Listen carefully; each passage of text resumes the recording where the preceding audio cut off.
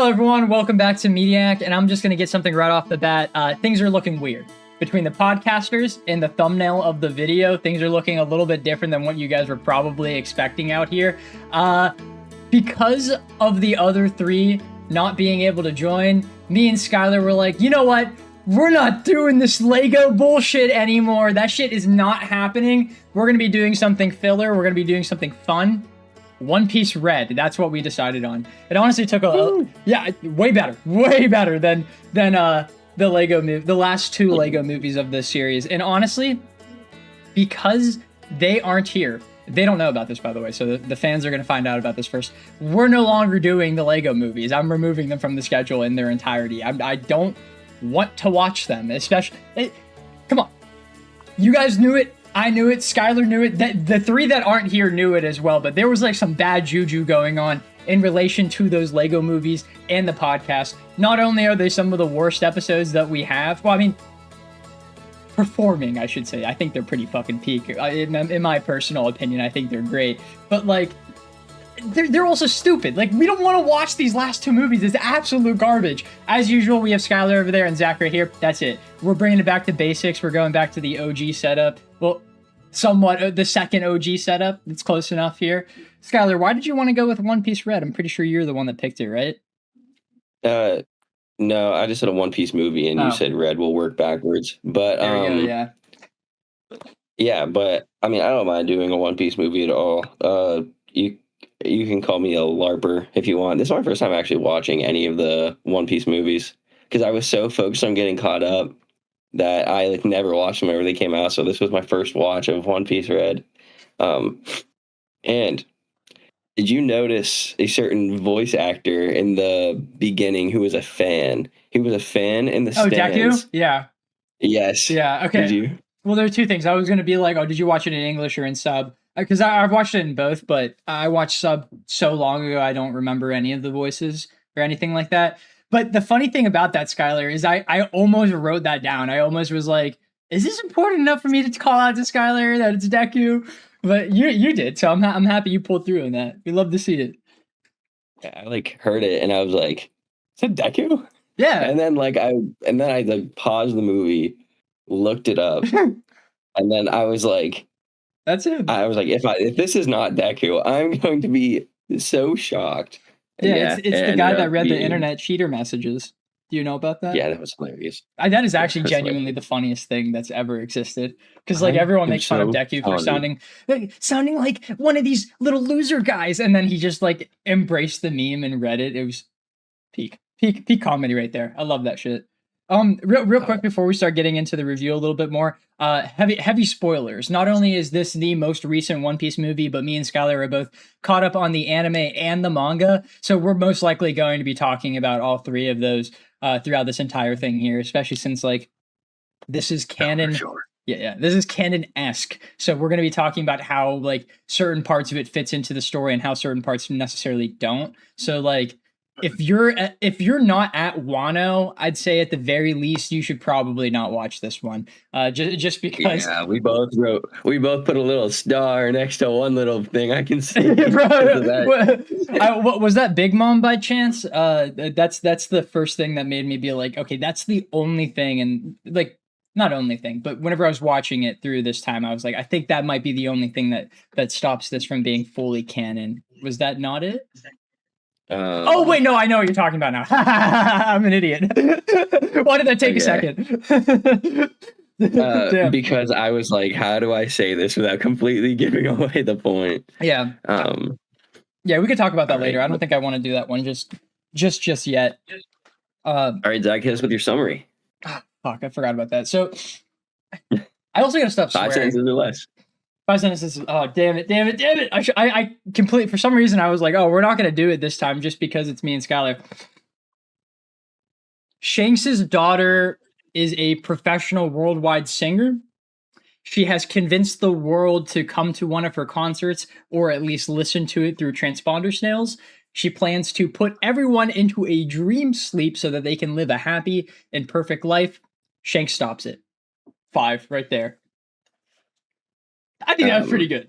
That was pretty good. That was pretty good. Definitely could have been on the spot too. Yeah. for on the spot, I definitely missed some stuff there, but like, I hit the basic points. And plus, there's not like. Go ahead, yeah. Mine was gonna be more of like the world's most famous singer reconnects with a friends only to discover like an alternate reality in which the singer, like stepfather steps in and ends the scenario with a world-ending demon. I wouldn't say it's I'd say he's the direct father. You know, you just like how I was gonna say just how like Garp is like the father figure of Luffy, but I don't know if that's technically true because he wasn't really there. I wouldn't say Luffy has a dad, honestly. that was a bad comparison, Zach. What the hell? How many characters in One Piece actually have fathers? I think Uta might be like the only one, and she didn't even have one for long. I mean, do you count Sanji as a Sanji and Zeph, you're right. That is actually a good connection. I mean, you could still do Usopp too, especially in this movie. Dude, they had their father-son moment. I know they had a father-son moment, but it doesn't mean that his dad was there for him. Yeah, okay, first Wano spoiler. Do you remember at the end of Wano, whenever Shanks sailed past Wano and was like, then Yasop went up to Shanks and was like, can we actually like not land on Wano because I'm scared to meet my son and I don't want to do that. I would say he's a bad guy. Usopp is like, yeah, my dad's the coolest, biggest, coolest pirate ever. And then he is. Yeah. So like, it was actually cool whenever they talked to each other. I did actually like that. Whenever he was like, about freaking time, son. Because like, Usopp said the quiet part that we all think. Usopp needs to stop panicking and actually lock the frick in. Or he dies, which I want. I would like Usopp to die personally. But gonna have to wait a couple hours for that one. That's not crazy. There are 10 Straw Hats. Pick one to die. Usopp. I don't want any of them to die. But like, it's probably gonna happen. If you had to pick one, though. If I have to pick one, it would 100% be Usopp. Exactly, dude. But like, it's not going to be the guy that said, "I'm going to take all of your swords and shove them up your ass." It's not that guy. Yeah, it's not that guy. He ain't dying. I have a very like, I want to say niche, but it's not niche because you know me. But to like the general audience, it might be niche. Did the songs give you Hex Girl vibes from Scooby-Doo? I don't really know if I have a reaction to that. I don't think. I was trying to like process it, and I was like, I don't know. I mean, like a song of their probably my favorite song, the Rain song, reminded me of the Hex Girls a little bit because it was like. You actually know what I'm talking about whenever I say Rain song? I think so. Because there was one song in specific that I was like, this feels like One Piece Hex Girls in my mind. I wouldn't say it visually does because like if I'm remembering correctly from that that was in the movie, right? That was in Zombie Island. Yeah, they didn't do like any like crazy visuals or something like that. It just was them singing, right? Or am I wrong? Yeah, it wasn't Zombie Island, but it was a movie. But yeah, it was that. It pretty much was that. And they're in like a couple like episodes here and there, but it's never really super crazy visuals. It's usually them just like giving a concert, and then obviously like the Scooby-Doo thing, like villain comes in, stops the concert, they stop the villain, concert continues. Okay, so you were saying like specifically like the music sounds kind of like the Hex Girls a little bit.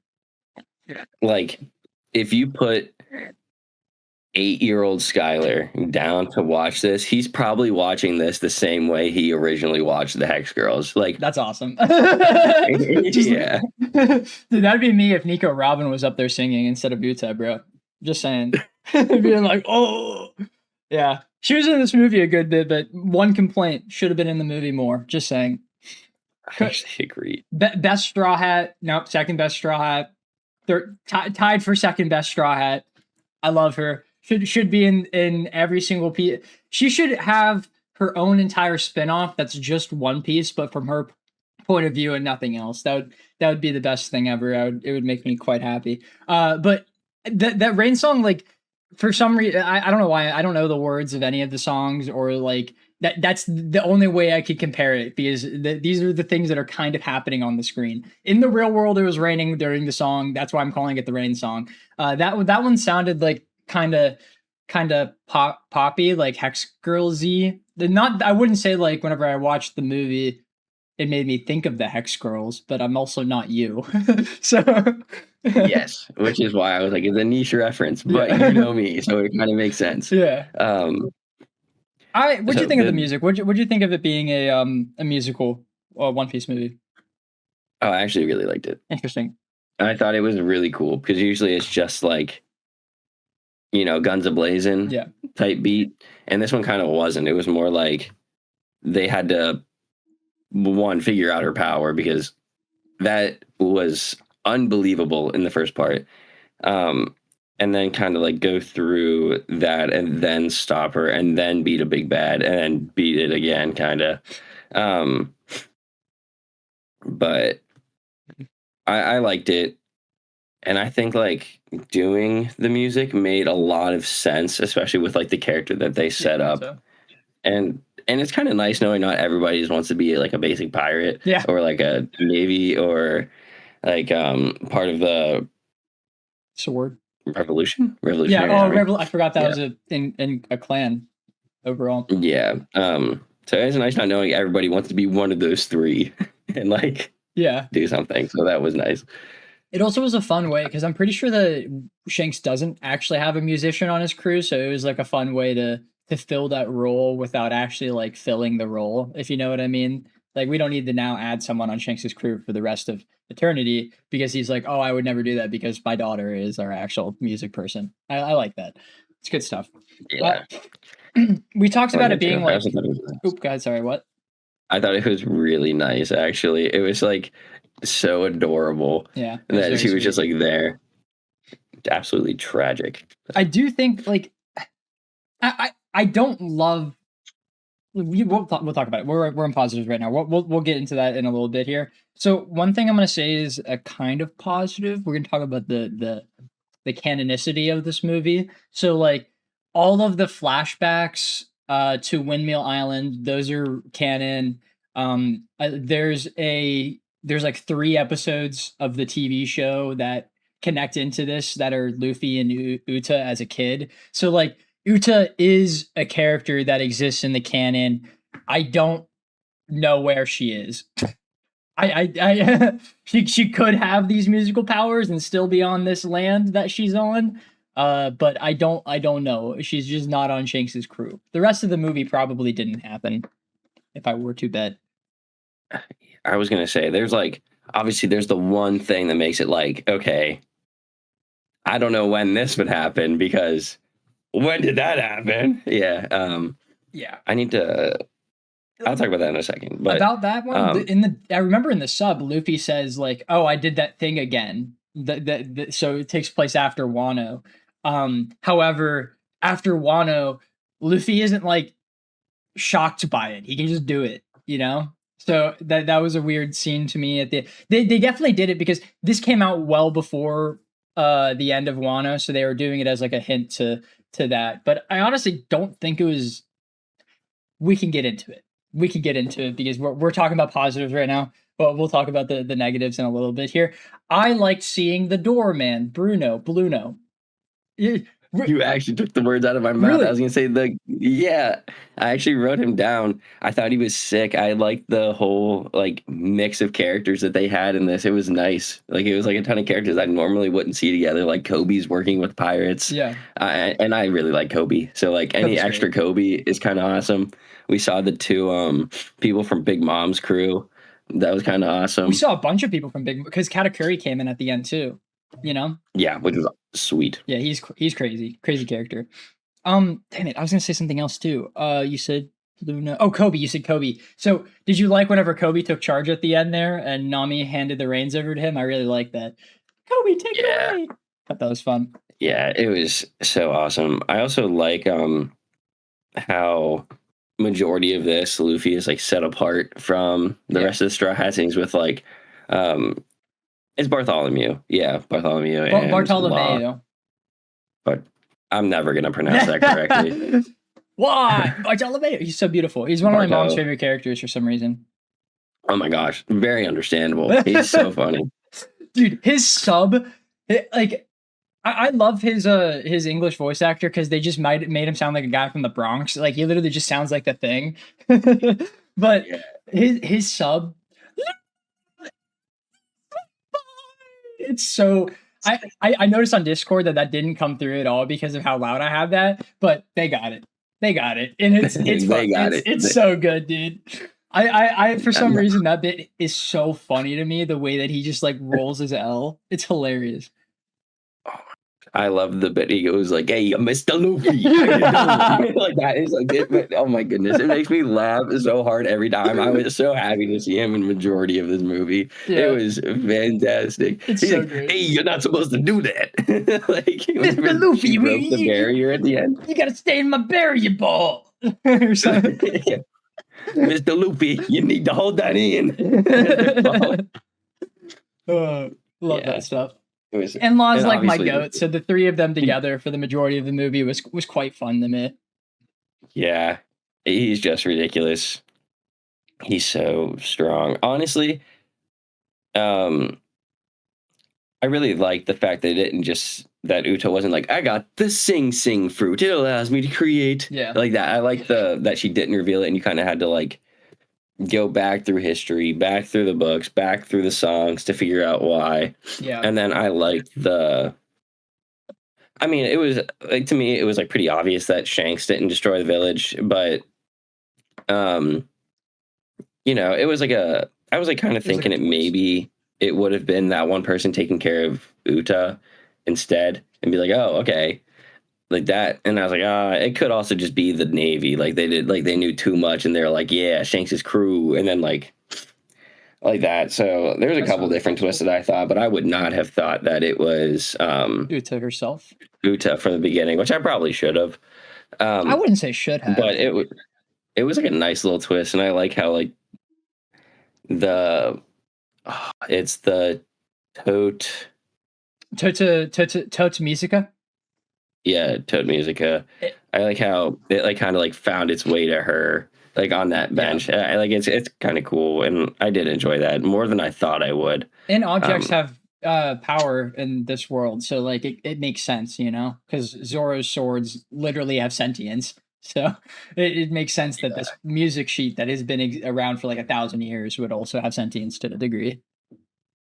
But I do have one more question. So I don't know. Do you have any more positives? Because this might transition to a negative. Kind of. So I just wanted to loop back around to the Bruno guy because I love Cypher Pulse, specifically CP9 from Enies Lobby, because Enies Lobby is one of my favorite arcs in One Piece. So I just really enjoyed the fact that they were bringing them back somewhat, because there's 100 billion characters in One Piece, and a lot of the movies tend to just kind of stick to the main Straw Hat group for the most part. So it's just really nice seeing them increase that variety of main characters. Like when I first started One Piece and I got to like Big Mom's place, and you were like, "Hey, that witch lady with the mirrors, she's gonna be one of the main characters in one of the One Piece movies," I would have been like, that's kind of bullshit. I don't really believe you.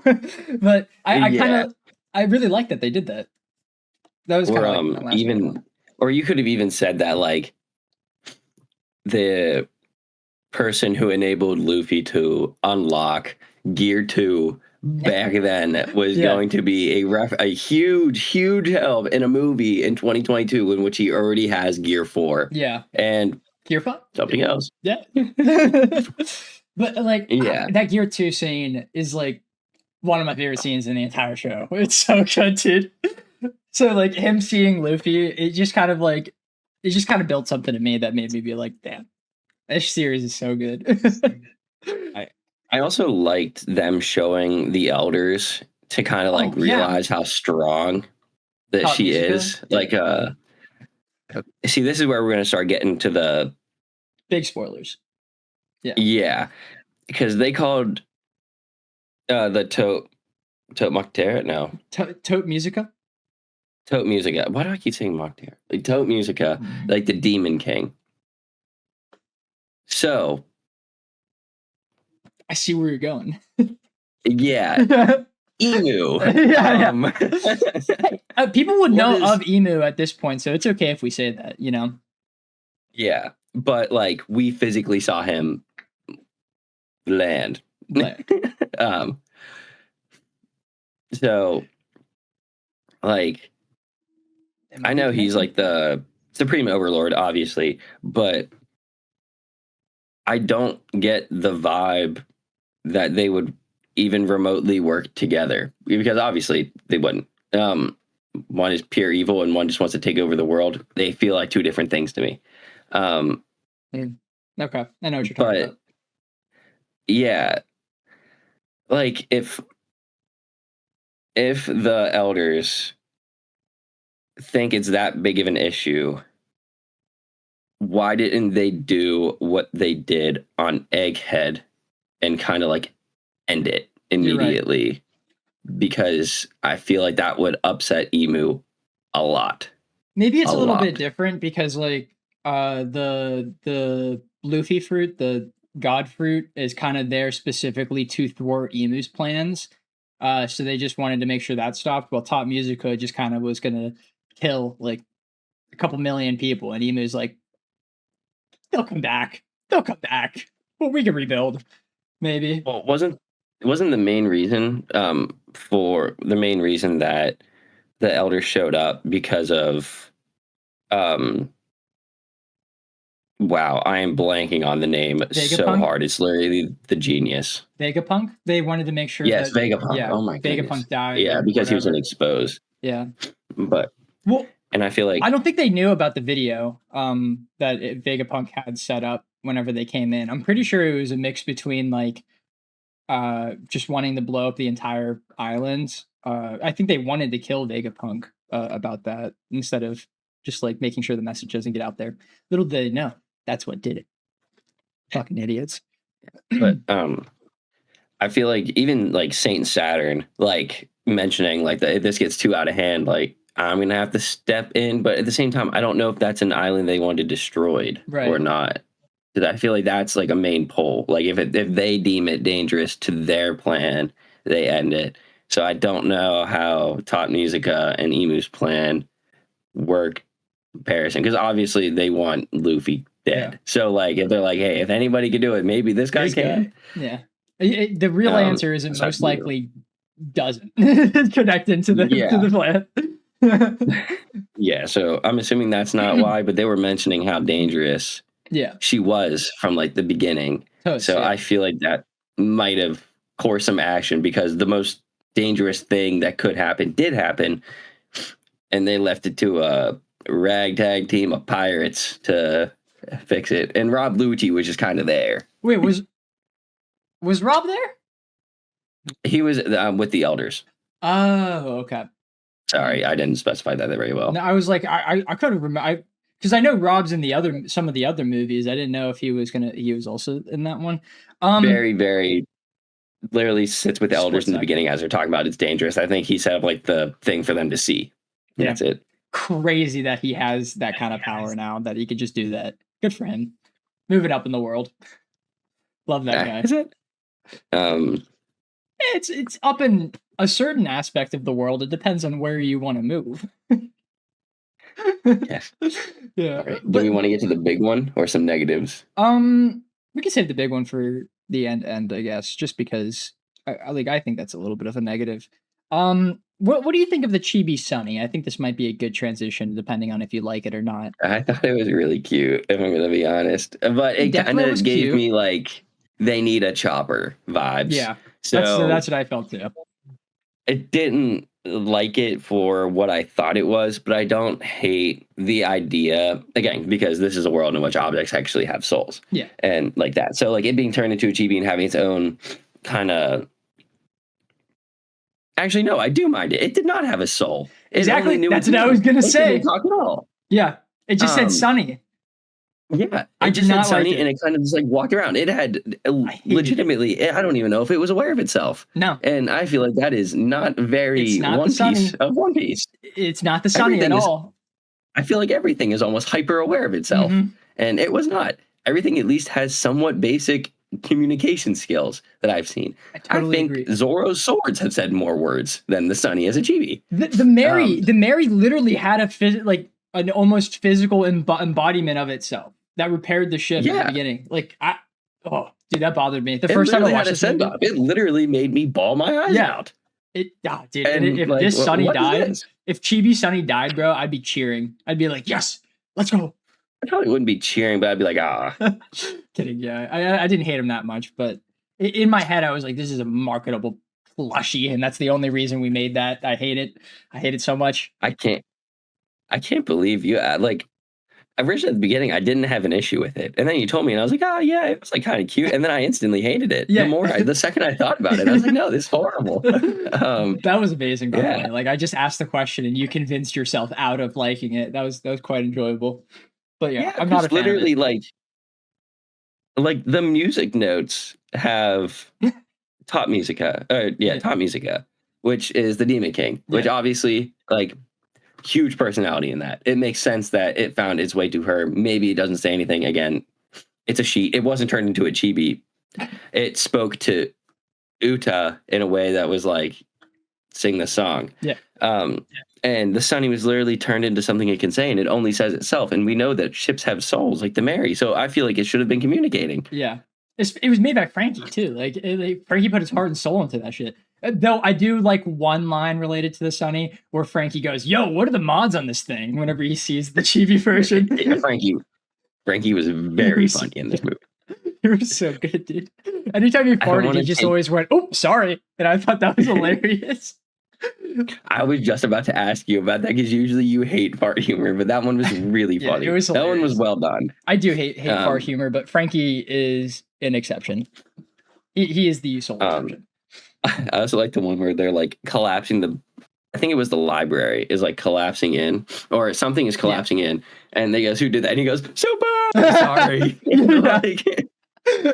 Yeah, I love that. So I think it was Usopp that was like, whose idea was it to like, shoot a whole bunch of explosions inside of a old building? And he goes, it's so good. I love him so much. The goat. I also really enjoyed the outfits in this, specifically Zoro's. Dude, that outfit was hype. My man was hot. It was awesome. Because everyone had two sets of outfits. Like what? The V-neck one? Okay. His V-neck. Okay, yeah. I mean, let's be honest. Zoro always looks sexy, but everyone, everyone has two costumes in this. They have their like the concert costume that they have for the majority of the movie, and then they have their like super pirate costume that Uta puts him in at the end of the movie. I actually really like those. Yeah, I love. I thought I'd hate them. I was gonna say like the end of movie costumes. I love. I think they're really really cool looking because like it's just nice seeing our characters looking like pirates. You know, because like they are pirates, but they don't tend to look like pirates for the most part of the franchise. And I mean that in the best way possible. I like that they don't look like pirates, but still fun every once in a while. What was your favorite song, Skylar? Oh, they were all dude, I really enjoyed them all. Yeah. I'm gonna be so honest. I was like bopping my head to like, I was bopping my head to every single song. They were all like pretty good. I remember liking the first one like a ton. Like I was like, this is a great way to get the movie going. You want to hear something funny related to that? Sure. I did not like the music the first time I watched this movie. I watched it and it kind of just like took me out every time. I was like, oh, this is so boring. I can't believe every 10 minutes we have to watch a 2.5 minute music video. But this time around, I was like, I'm just going to enjoy the art. No, I was there like. You were doing the little chopper every 2 minutes. Yeah, and then depending on the vibe. Yeah, we were just vibing around to it. Yeah, your boy was loving the music the first time through. I had a much better time this time. I was kind of not excited for that. I thought it was going to be annoying this time around, but then I was like, At one point, like I actually wrote that. The reason I mentioned the Rain song is because it's the only one that I actually like wrote down, and also it's the one I remember the most out of all of them. Just because the visuals were so impressive, because that was at the point in the movie in which they did like kind of like a mix between the dream world and then the real world, and the way they did it in that song in specific was just like so beautiful, because they had this one frame where like the two worlds like collided and I like spun. It was so peak. I really enjoyed it. Damn it, there's something else. Take it away, yeah. I do have a legitimate question that might be to a negative. Do you like the fact that the Sing Sing fruit can create this alternate reality and is basically omnipotent in its own world, but in like the real world, the easiest solution is like headphones? Yeah, or earplugs, yeah. I think that's a good way to counteract it if you know how it is, but I also think it's like it's way too broken. It's an insane ability, at least in my opinion, because like it wasn't even the people around her. It wasn't just that. It was everyone who listened to it on a transponder snail and everything like that. It is so brokenly strong that it might like negatively impact the One Piece world slightly. But I did think it's like a very creative idea. But what's your opinion on it? I think it's like, I'm with you. I think it's a little too strong. But with where like the Straw Hats are in this one, because this is obviously past Wano, it doesn't feel like this is past Elbaf. This feels like it's in between. Yeah. I would honestly say this is on their way to Egghead, personally. Because like Shanks is relatively nearby them, and he was nearby them at the end of Wano. So like, I think that would make the most sense, especially since Luffy in Egghead was like spamming Gear 5, and he clearly was not doing that in this movie. But also like there wasn't fighting in this movie as much, so maybe he just didn't need to use Gear 5, because it was kind of like a slice of life movie for the majority of it. It was, and even whenever there was fighting, he didn't want to. Yeah, and he didn't need to, because like, he never needed to do that. Not even that. Like he straight up took just hits because he's like, I'm not fighting you. Literally, yeah. Which was actually very, very, very nice to see, because like I was like, it felt very on par with Luffy's character. He's like, I'm not gonna, like, he doesn't like hit any of the like female characters. I wouldn't even say crew, that. I would say he doesn't hit anyone that he calls his friend, you know, just in general. Usopp. Well, that's different because they were actually having a scuffle, yeah. But he wouldn't. He never like seriously. He never legitimately like seriously fights unless they initiate it. But she initiated it, and he turned it down. And even when they initiate it, like if you remember the Sanji one, like he just straight up didn't fight. It's the same thing, and I really enjoyed that.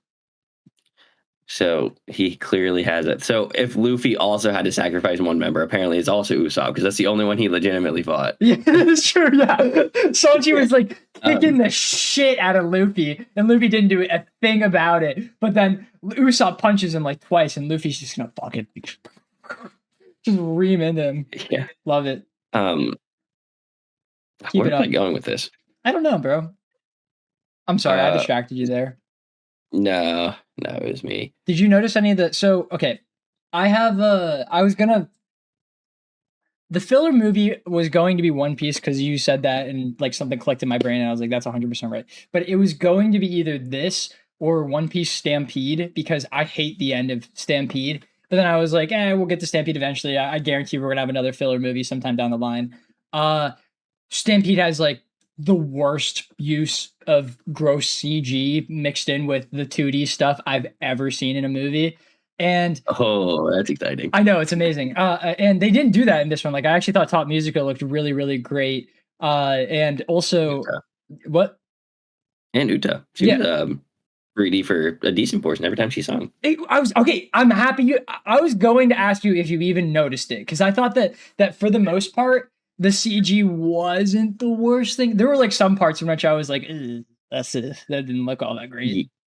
But like most of the time they had her like silhouetted, if you know what I mean. Like they just turned the this 3D model like completely black, so it barely looks like it's a 3D model. You could only tell because of how fluid the movement is. It's just much more fluid than any other movement in the movie.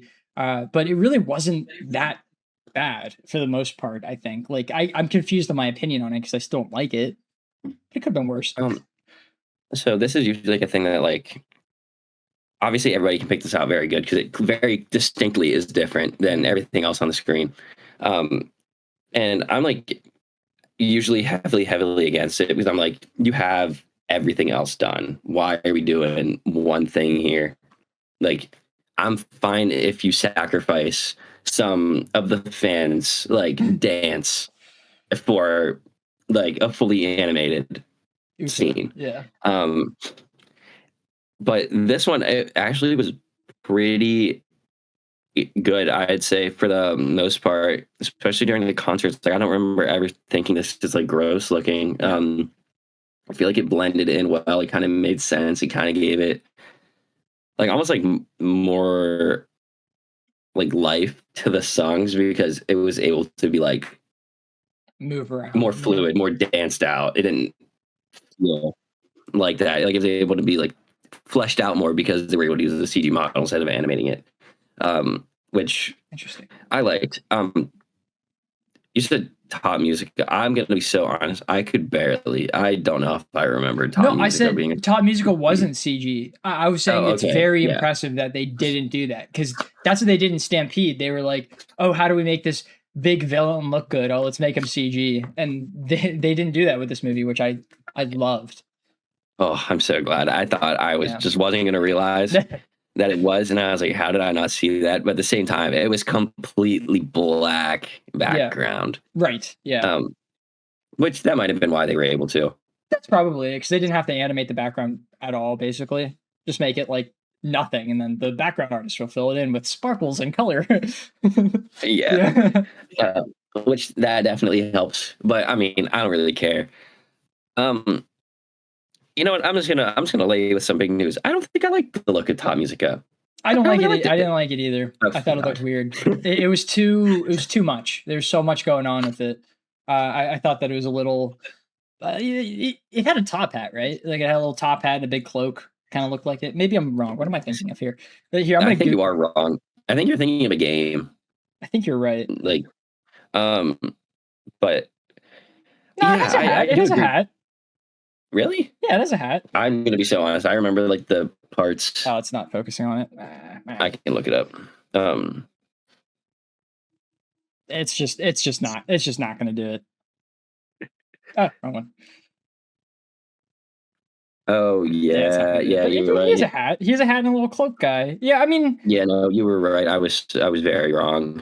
I think it's the teeth. I think the face is the thing that I don't like about it because now that I look at it, there's not like an insane amount going on with his design. I thought this thing had arms and legs. I thought so too. Like this looked so because didn't different. It have to get hit? You're right, because Usopp was like go after the legs or whatever. That was it. Okay, yeah, no, there is a lot going on in that one. Why are these pictures so deceiving? That might have been the old one. Okay. That was the flashback Top Musica, wasn't it? Probably, yeah. Interesting. I mean, while it's not moving, I'm gonna be real. I do kind of like the design of it. It's just whenever it's moving, I feel like it's a problem. Whenever it's moving, it's a lot of colors going everywhere. Yeah, and I think like Musica is like more so represented by that first one that we looked at with like the top hat cloak, but that second one has way too much going on. If you can remove the dragon on its hat, I feel like the hat could just remain a hat. At least in my opinion. I also really don't like how they had to beat the villain by hitting it at the same place at the same time in the real world and this other world. I really didn't like that. Felt very Power Rangers-y, didn't it? Yes. Yeah. At least I thought so. And I'm not a huge fan. Well, and this also felt like a Power Ranger villain. Yeah, it didn't, totally. it didn't feel like a One Piece villain. It felt like a Power Ranger villain stuck into the One Piece world. Yeah, it was a Megazord. Yeah, that's like legitimately what I was thinking. Yeah. It's like legitimately something like that. Yeah, that's funny. Because like how they beat this, it wasn't like hitting it and finding out. They were told that you have to do that. And then it was Usopp and Usopp going, right leg, go. Left center, go. Yeah, that's like, literally what it is, dude. Yeah, so like I wasn't a huge fan of that. And as much as I liked the action at that, and I liked the like pairing that they did for a lot of them, like didn't they have like it was like Katakuri and Zoro or Katakuri and Sanji? Like the pairings like that. Right. Like the real world to the one, whenever they both attacked at the same time. I really liked the pairings for it because I was like, oh, okay.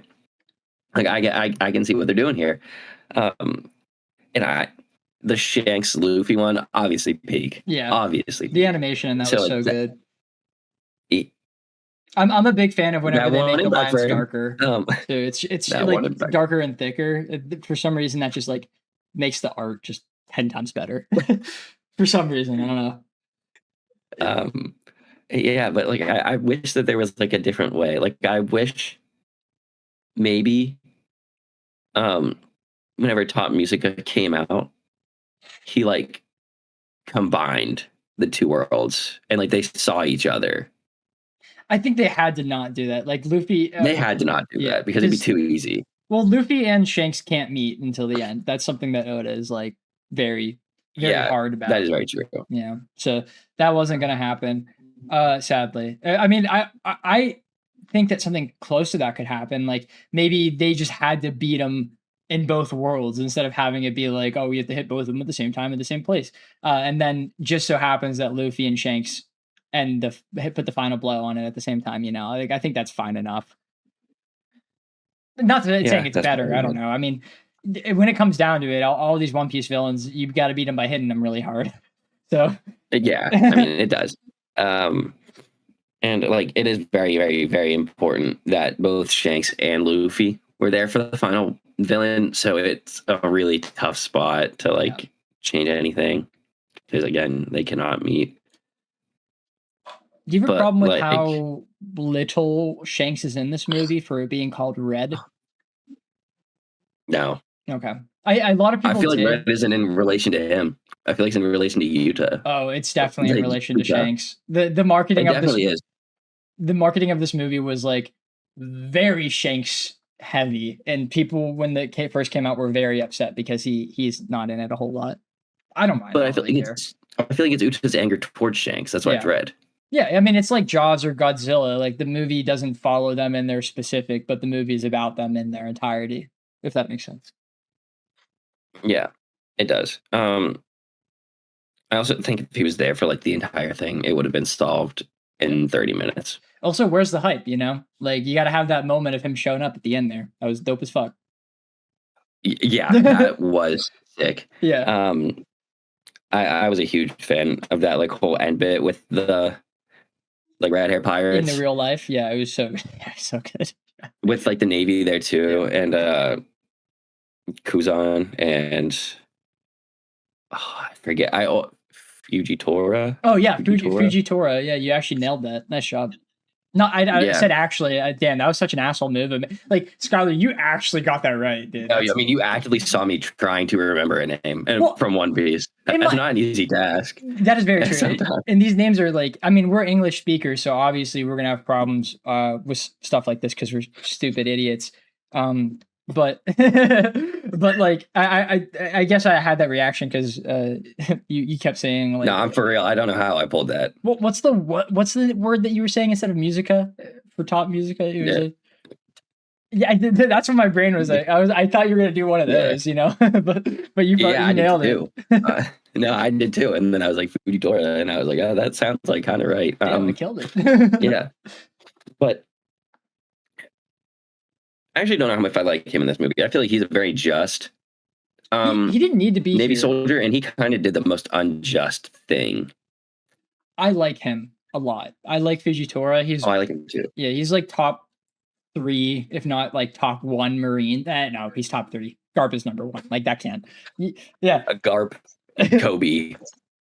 I like Fujitora more than Kobe personally. I like Kobe. I love Kobe. Kobe's great. Kobe's arc is amazing. Kobe didn't make me cry though. I mean, Kobe got close to Marineford. That was really good. But Fujitora's like line at the end of Dressrosa is one of my favorite written like pieces of anything ever. Whenever he's talking, because like Luffy is probably my favorite fictional character ever written, just because of the way that they make his personality. And the most important part about Luffy is his impact on other people and how his happiness goes into other, like I said other people already, but that synonym, you know what I mean? But whenever Fujitora was watching Luffy leave and he was like, I wish I didn't blind myself, but he said like a really long, essentially poem beforehand, I was like, I fucking started bawling. He said, I wish I would have seen your smile. And I was like, so he's just wasted in this movie. I totally agree with you on that. Yeah, but Kobe is literally Marine Luffy. You're right. He is the hero of the Marines. Yeah, you're right. Yeah, which is like, and he feels the most just, clearly, because his thing is, I'm just going to save people. Yeah, that's it. I love that. And he had that one, or Captain America. He had that one moment on whenever they were against the Blackbeard pirates on that island, wherever he like, honesty, impacto. Yeah. Oh. Yeah. Oh my goodness. It's so peak. It's so peak. That mini arc in the middle of Egghead on Beehive Island. Oh my god. Oh dude, it's so peak. It's beyond peak. Like everything related to that is amazing. I would watch that as a movie. Just put it in theaters. I'd go see it. Yeah, for real. There's so many. I think if you just made every single island into a movie, I love them all, except for like the Fishman's first not one that bad. after. I don't think Fishman Island is that bad, especially the remake of Fishman Island. It's like 25 episodes or something like that. It's way better, in my opinion. Yeah, I just don't like the villain. The villain does suck. Yeah, but that's like kind of the point. I mean, he's supposed to be a bad villain. Yeah, he's supposed to suck. He's supposed to show you like how strong everybody is. Like after you told me that, I was like, okay, maybe I don't hate him that much, I guess. He's also like supposed to be somewhat of an inverse of Arlong in a way, where like he definitely was. If we go too deep into all the different plot lines of One Piece, we're never going to finish talking about the movies. Maybe we should move on slightly. But back to that end scene where the Navy started shooting the innocent civilians and the Shanks pirates were like, stop, what are you doing? It felt very out of character. It felt very in character for Kuzan, because he's like, I'm going to solve the problem as efficiently as I can. Yeah. And that was it. But Fujitora is like, to me, he didn't feel like he was that. Yeah. He felt like he was like the very just, like, no, we're going to do it the right way. I don't care how long it takes. He's the best of the Marines, I'd say. Like personality wise. And also if you remember during the second reverie, he actually used his power in a way that hurt the Marines. So he's like actively stopping the Marines efforts, while in this movie it kind of just felt like he was doing whatever he needed to be. He was being a dog of the Empire, which is not him. Okay, so I'm glad you agree. But it felt very on par for Kuzan. I agree. Which was fine. But I think if you just don't have him, I think if you don't have Fujiwara show up, we're good. Yeah. Is it? It doesn't matter. Who sent out the thing to? It was like however many Navy ships you have, send them all. I forget who made that. Akainu, the lava man. I'm pretty sure it was Akainu. It might have been. It would have made more sense if they swapped Fujitora and Akainu, because he is. Oh, go ahead. Sorry. Because he's like also very Kuzan-esque. I'm going to solve the problem as efficiently as I can as pirates. I'd say he's worse than Kuzan, because like Kuzan just follows orders. He doesn't like outwardly come up with these terrible strategies, while Akainu, like, he's the one who does. He's the one who caused the what's the name of the bombing that they do? The cluster. Yeah, what's it called? They did it 3 times in the series. I should know it by now. Where they press the button and then they blow up an island. I thought it was a cluster bomb. Yeah, something. But there's like a special name for it, and I cannot remember what it is for some reason. It doesn't matter. But like that's like his go-to. He spams that button all the time. So he doesn't. And in this movie, he specifically said like, what are 1,000 lives or a couple thousand lives for the sake of the world or something like that. So it would have made sense for him to fill in that spot. However, he is the fleet commander and sadly cannot leave his post in that type of way. So they needed to keep him on the Marine Island. But like there is a very Buster. Yes, there it is. Yeah, nailed it. Wow, that is horrible. I really should have known that. I was saying cluster. How did it not get Buster? It's so close. Yeah. But there's a very easy solution to having Fujitora be mischaracterized in this movie, and it's by not having him be there. Because I'm sure you remember, Skylar, there's a third admiral that exists out there that is like Akainu. The Green Bull is like a bad guy, so they could have just had him there, and it would have made everything make more sense, at least in my opinion. And also, he's around the area because he just was in Wano, so it would have made sense. Whatever. They probably just didn't want to spoil his reveal in the anime, you know? Probably. Yeah. Like another thing is that would probably be the only maybe that Shanks would legitimately listen to, because he's not listening to Kuzan. You know, he's not listening to Kuzan. Yeah. Like, whenever he says, yeah, that's probably the only one. So like maybe he was there for that, maybe, but like again, I feel like it hurt more than it helped. But it's a very niche thing because again, their whole goal is to stop the pirates. So, and get Top Musica stopped and captured. So he was probably needed just for like strength wise, because I feel like he's very strong. He is very strong. I was going to say he was needed because the audience likes him. That's why he's in the movie. Yeah, that is definitely why he's in the movie. But I was trying to come up with a cane reason. Right? Yeah.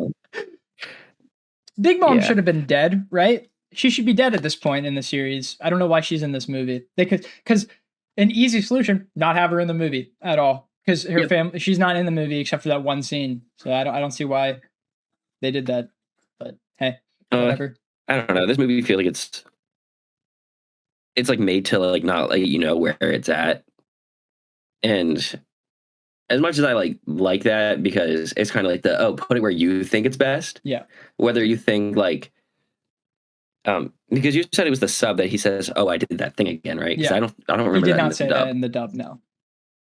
So like the dub can make you throw this before.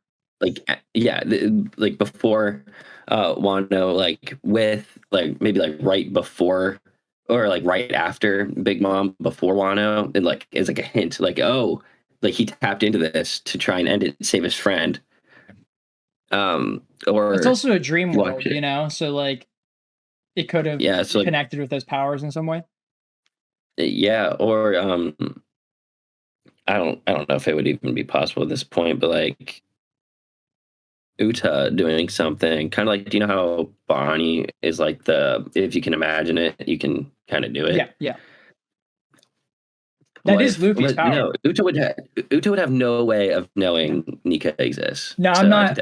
Yeah, no, I'm not convincing myself into that. I don't agree. Yeah, I'm not. I was just letting you do your thing, just so we can get another theory out there. I like that. Wait, I love the theories. Keep it going. Damn it! I thought of something while you were saying that, and I can't remember what it was. My problem with it is the fact that Oda canonized part of this movie. In him saying that part of this movie is canon, but also in the fact that he added Uta into the series in multiple aspects. In the anime, we have those 3 episodes, but also in Egghead, we got a flashback of the Shanks' crew, and we actually see like a little drawn Uta in it. So she did exist at some point, and that is more bothersome in trying to find out the placement of the movie than the other ones, because there weren't canon aspects to it. You didn't have to think about where this lied in the story, but this one you kind of are forced into thinking about that because of the fact that it actually might connect into the story. But I don't know. It's just a small problem that I have. Every time I see Big Mom, I'm like, I hate you. Yeah, and like even with that, it adds like another super powerful artifact that Nico Robin really wasn't that aware of. Yeah, you didn't have research any books on that. Yeah, because if it did exist 1,000 years ago, you'd think someone would write about it. I mean, unless that's why the elders are here and that's why they know about it, because it's one of the things that they erased over the last 1,000 years, except for like the location of it. Maybe. I don't hate that. I don't hate that. There's a kind way of saying I don't like it. No, it makes a lot of sense. I don't have enough time to like dissect it. Fully sit down and think if I think that's like the best canon reason, but it's much better than Uta knowing about Nika that I made. So I'm giving you props there, because there's no way she knows. But I feel like Robin's like original island. I forget the name. I'm Lucia. No, like, Lucia is the other one that got blown up. O'Hara. yes, O'Hara. I feel like O'Hara would have books on it. Yeah, totally. So I don't know. Maybe it's like, I mean, the worst reason is she forgot about it, but like it's the most canon. There's no way she remembers everything, but she does. Okay, are we ready to go into 3 and then hit the Gear 5, boy? Yeah, we could do that. I was seconds from also offering that up myself. Do you want to go first, brother? Yeah, I'll knock it away. Maybe I should go second because of my favorite. But it's fine. We'll just keep it going. So the funniest I think was Bluno as a doll. He was so funny as that little doll. His doors were so much smaller. Yeah, he was when Toby was like crawling through it. I thought that was funny. Yeah.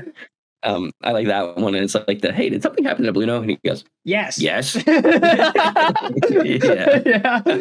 That was really good. I thought he was a lot funnier in this, but like another really funny one would have been, like any Barto line. Specifically his dub. I love that voice. Yeah, it's so funny.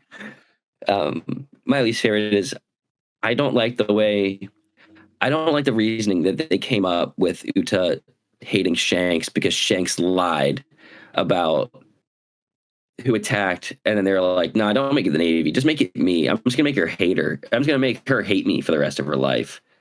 Like that didn't make sense to me, especially if his goal was to come back whenever she was like the biggest artist ever. Like that felt like a very horrible thing. I think it gets worse too. You're forgetting a very important aspect of it that I'll elaborate on whenever it's my turn, because that also might be my least favorite scene in the movie. Okay. Yeah, but like, the fact that he didn't destroy it either. No, like, there's a. We'll put a pin in it. We'll put a pin in it. Yeah, we'll put a pin in it.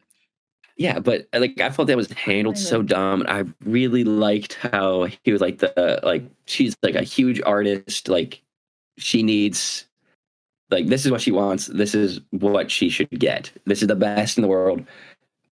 I'll get her. Like whenever she's better, I'll get her. And then like that. Oh, you're gonna hate this. My favorite was Gear 5. I saw that shit popping out. I was like, I wish it was Gear 5 though, like I'm sorry. He didn't do anything Gear 5-y. He just jumped up and then he did the Gear 4 punch, Yeah, but I don't care. I saw Gear 5. It was I was like, oh my god, it's like, because I knew this movie was placed like in our world much more, but like much prior to it actually releasing. And I was like, that's a really sick hint. I was like, that's a really sick foreshadow. It was, and I like how it was too. And I like how it was like part of like an impact frame, and then he was like kind of sitting there like a little bit afterward. It was like enough to like be like, huh? And like, what is it? Like that was it. Oh, but it was so fantastic seeing it, and plus it was part of like the Shanks and Luffy like duo thing, which also was sick. But I'm chalking that up to Gear 5 because again, Gear 5 might be my favorite transformation in anything legitimately ever. It, like the look, everything about it is just so perfect to me. So I'm just gonna say it's the Gear 5. It's my favorite. It's probably the worst, but it's like my favorite, so I don't care. I wouldn't even say it's the worst scene in the, like it's a great scene. I just wish they didn't like they blow their nice part of it. Yeah, they blew their load too early, bro. They should have just waited, Keep Gear 5 ready for the end of Wano, especially since like I said, they didn't do anything Gear 5 in this movie. You just did a normal punch, and I really wish it was something else, like something goofy. I think if you just make it part of like the frame, the impact frame, and he like goes like Gear 4, Gear 5, Gear 4, like that'd maybe be cool, or even like they did that in Wano right before he turned Gear 5, which is so cool. So I would have loved seeing that, but like have the punch just do like a wavy movement backwards, and then have it come up like a normal Luffy punch instead of the they even did the sound of it like cranking like they do for Gear 4, which I wasn't the biggest fan of. I still like it. I just want to make that go across. I just think it could have been done a little bit better, if that makes sense. I like that. But I don't care. Gear 5. Yeah. It's hype. My favorite. Love It is hype, yeah. I was gonna say something. Oh, dude, Gear 5 is amazing. We could have an entire podcast just talking about Gear 5 because like not only is the power just so amazing, the transformations, the everything about it animated, but like the story behind it is so good because the first half of One Piece is like Luffy fighting like Gear 5. He's like being a goofy little guy, and then Marineford hits and he's like, damn it, I have to be a serious loser and I have to actually like focus up and not be myself when fighting for like so much of the series, and then now he can finally fight the way he wants to fight again. It's so good. It's peak. Sorry for that rant there. I can't stop myself whenever Gear 5 gets mentioned. My favorite scene in the movie is the first flashback scene with Uta and Luffy and Shanks because it makes me happy and it makes me smile. Dude, that was adorable. It was so cute. I loved whenever they were all like wrestling with Shanks and he was like, "Get off me, you little monkeys!" That like put the biggest smile on my face for some reason. And then Uta started singing. Uta started singing. And then Luffy was like, "Now it's my turn to sing." And then all of the Shanks members went, "Yeah!" I thought that was so funny. I really, really, really like that. And their little fighting match for their arms are just spinning. They're just, I love that. It was really great. That put the biggest smile on my face throughout this movie for some reason. I don't really know why. My funniest scene, I'm so thankful that you didn't take it, was whenever Bartolomeo was like, "Law, why are you here?" And he goes, "I'm just a chaperone." And then Beppo walks out. Yeah, that was really good. And it's just like all for Yuta. It's so good, bro. I thought that was so fun. That killed me the first time I watched the movie. It was so funny. Yeah. Did you like every single time it would randomly flash to? He's like, "Sorry." when they were telling the flashback and it just cut out and it was so good. So I like the shot where it was like the upward shot of Law and you just see the colors in the background and you hear the sound and you know what's happening. So good. Okay. Least favorite scene. So it's what you said, but there's a slight addition to it that I think makes it way worse. And it's the fact that Uta knew that she was the one that summoned Tot Musica the entire time. I think what you said is true. I think that Shanks's plan to make her think that he was the one that killed the city, terrible plan. It's a really stupid idea. And I would say that that's also my least favorite scene until they were like, Uta was like, "I know." And I was like, "You're fucking kidding me." Because that makes it way worse. That makes it like way less sense than it could possibly have made. Like this movie is useless with her knowing that. There's no reason for her to do any of this. Yeah, no reason for her to hate Shanks. She knows that he didn't destroy the village. Yeah, exactly. And like there's no reason for her to, torture all of these people or even summon Tot Musica again. Like she should like that's it. That drops it a couple points, like in its entirety to me. Really bad stuff. All right. Yeah, that really is. I must have just like removed that because I was like, "Yep, didn't happen," and then just like moved on. You're like, that was too bad. Actually, I'm gonna forget about that. Because I like the fact that she found the video transponder snails and she was able to like go with her fans and see like you're helping us so much, like you're making us like so happy and everything like that, and I really like that. And then it just makes it evil in a way. Like it makes her like quote unquote a redemption at the end of the movie just not feel warranted. I agree, and I like whenever she was like subtly turning evil because of like the wake mushrooms that she was eating. Yeah, not fruit, vegetables. I also like how they subtly hinted at that in the beginning. Yeah, with Sanji. Yeah, that was awesome. Be like, "Oh, why is this here? Yeah, can't come with this." Yeah, they actually did a lot of good foreshadowing in that flashback scene that I was talking about. They mentioned because they mentioned like over halfway into the movie that her singing puts you to sleep. But in that flashback, as she sings, all the straw and all the red hairs and Luffy fall asleep in that moment. It's good stuff. I wish they would have explained like when she found this devil fruit, maybe. I would love that, yeah. Because like she. Like to me, it doesn't make sense how she has it. Those are the only two things that we know. She came from a chest. We don't know if the fruit came from the chest. Like, that's true. We don't. But like, she was a baby in that, so she could not have eaten it prior. So it had to be some point with Shanks. So like, she could have eaten it prior. Someone She was like a put it in her baby, though. I mouth. don't think she'd be able to. Yeah, that's true. That's crazy, though. But, let's give this baby this god power. Woo! See what happens. yeah, just like maybe eat the devil fruit and like throw it in their mouth, and then this thing sing fruit every time it cries. It starts singing, you fall asleep. But like, how doesn't Uta know that Luffy has the devil fruit? He doesn't at that point. This is that was two-handed Shanks. So yeah, that is true. He's processing. But like, yeah, it would make sense because she probably because it was on the return that I think he stole the devil fruit. Like when he comes back, and he's like, "Where is Uta?" That's would be when. Or okay, close to that point. Yeah, I was gonna say because Uta would know that they have that fruit. Yeah, and then all of a sudden, yeah. All right. Do you want to get into summary and numbers? Yeah. Do we think we talked enough about Gear 5? We got our opinions out there. You like it. I think it's okay. Unless there's more that you want to say about it, because like I said, I could talk about Gear 5 for the entire podcast if I wanted to. I wish he just went Gear 5 in the end. If they're going to do that, I wish he was just full blown Gear 5 or like Impact Frame. Literally totally agree with that. But any subtle hint at it is kind of peak because it was like, wasn't this like years, like a year or something? It was about a year before. Yeah. Okay. Yeah. Yeah, that's so cool. Yeah. Okay. I can go into my summary. Yeah. And my number. This movie is very good. I enjoyed it. It was much better than the movie that was originally lined up for this podcast.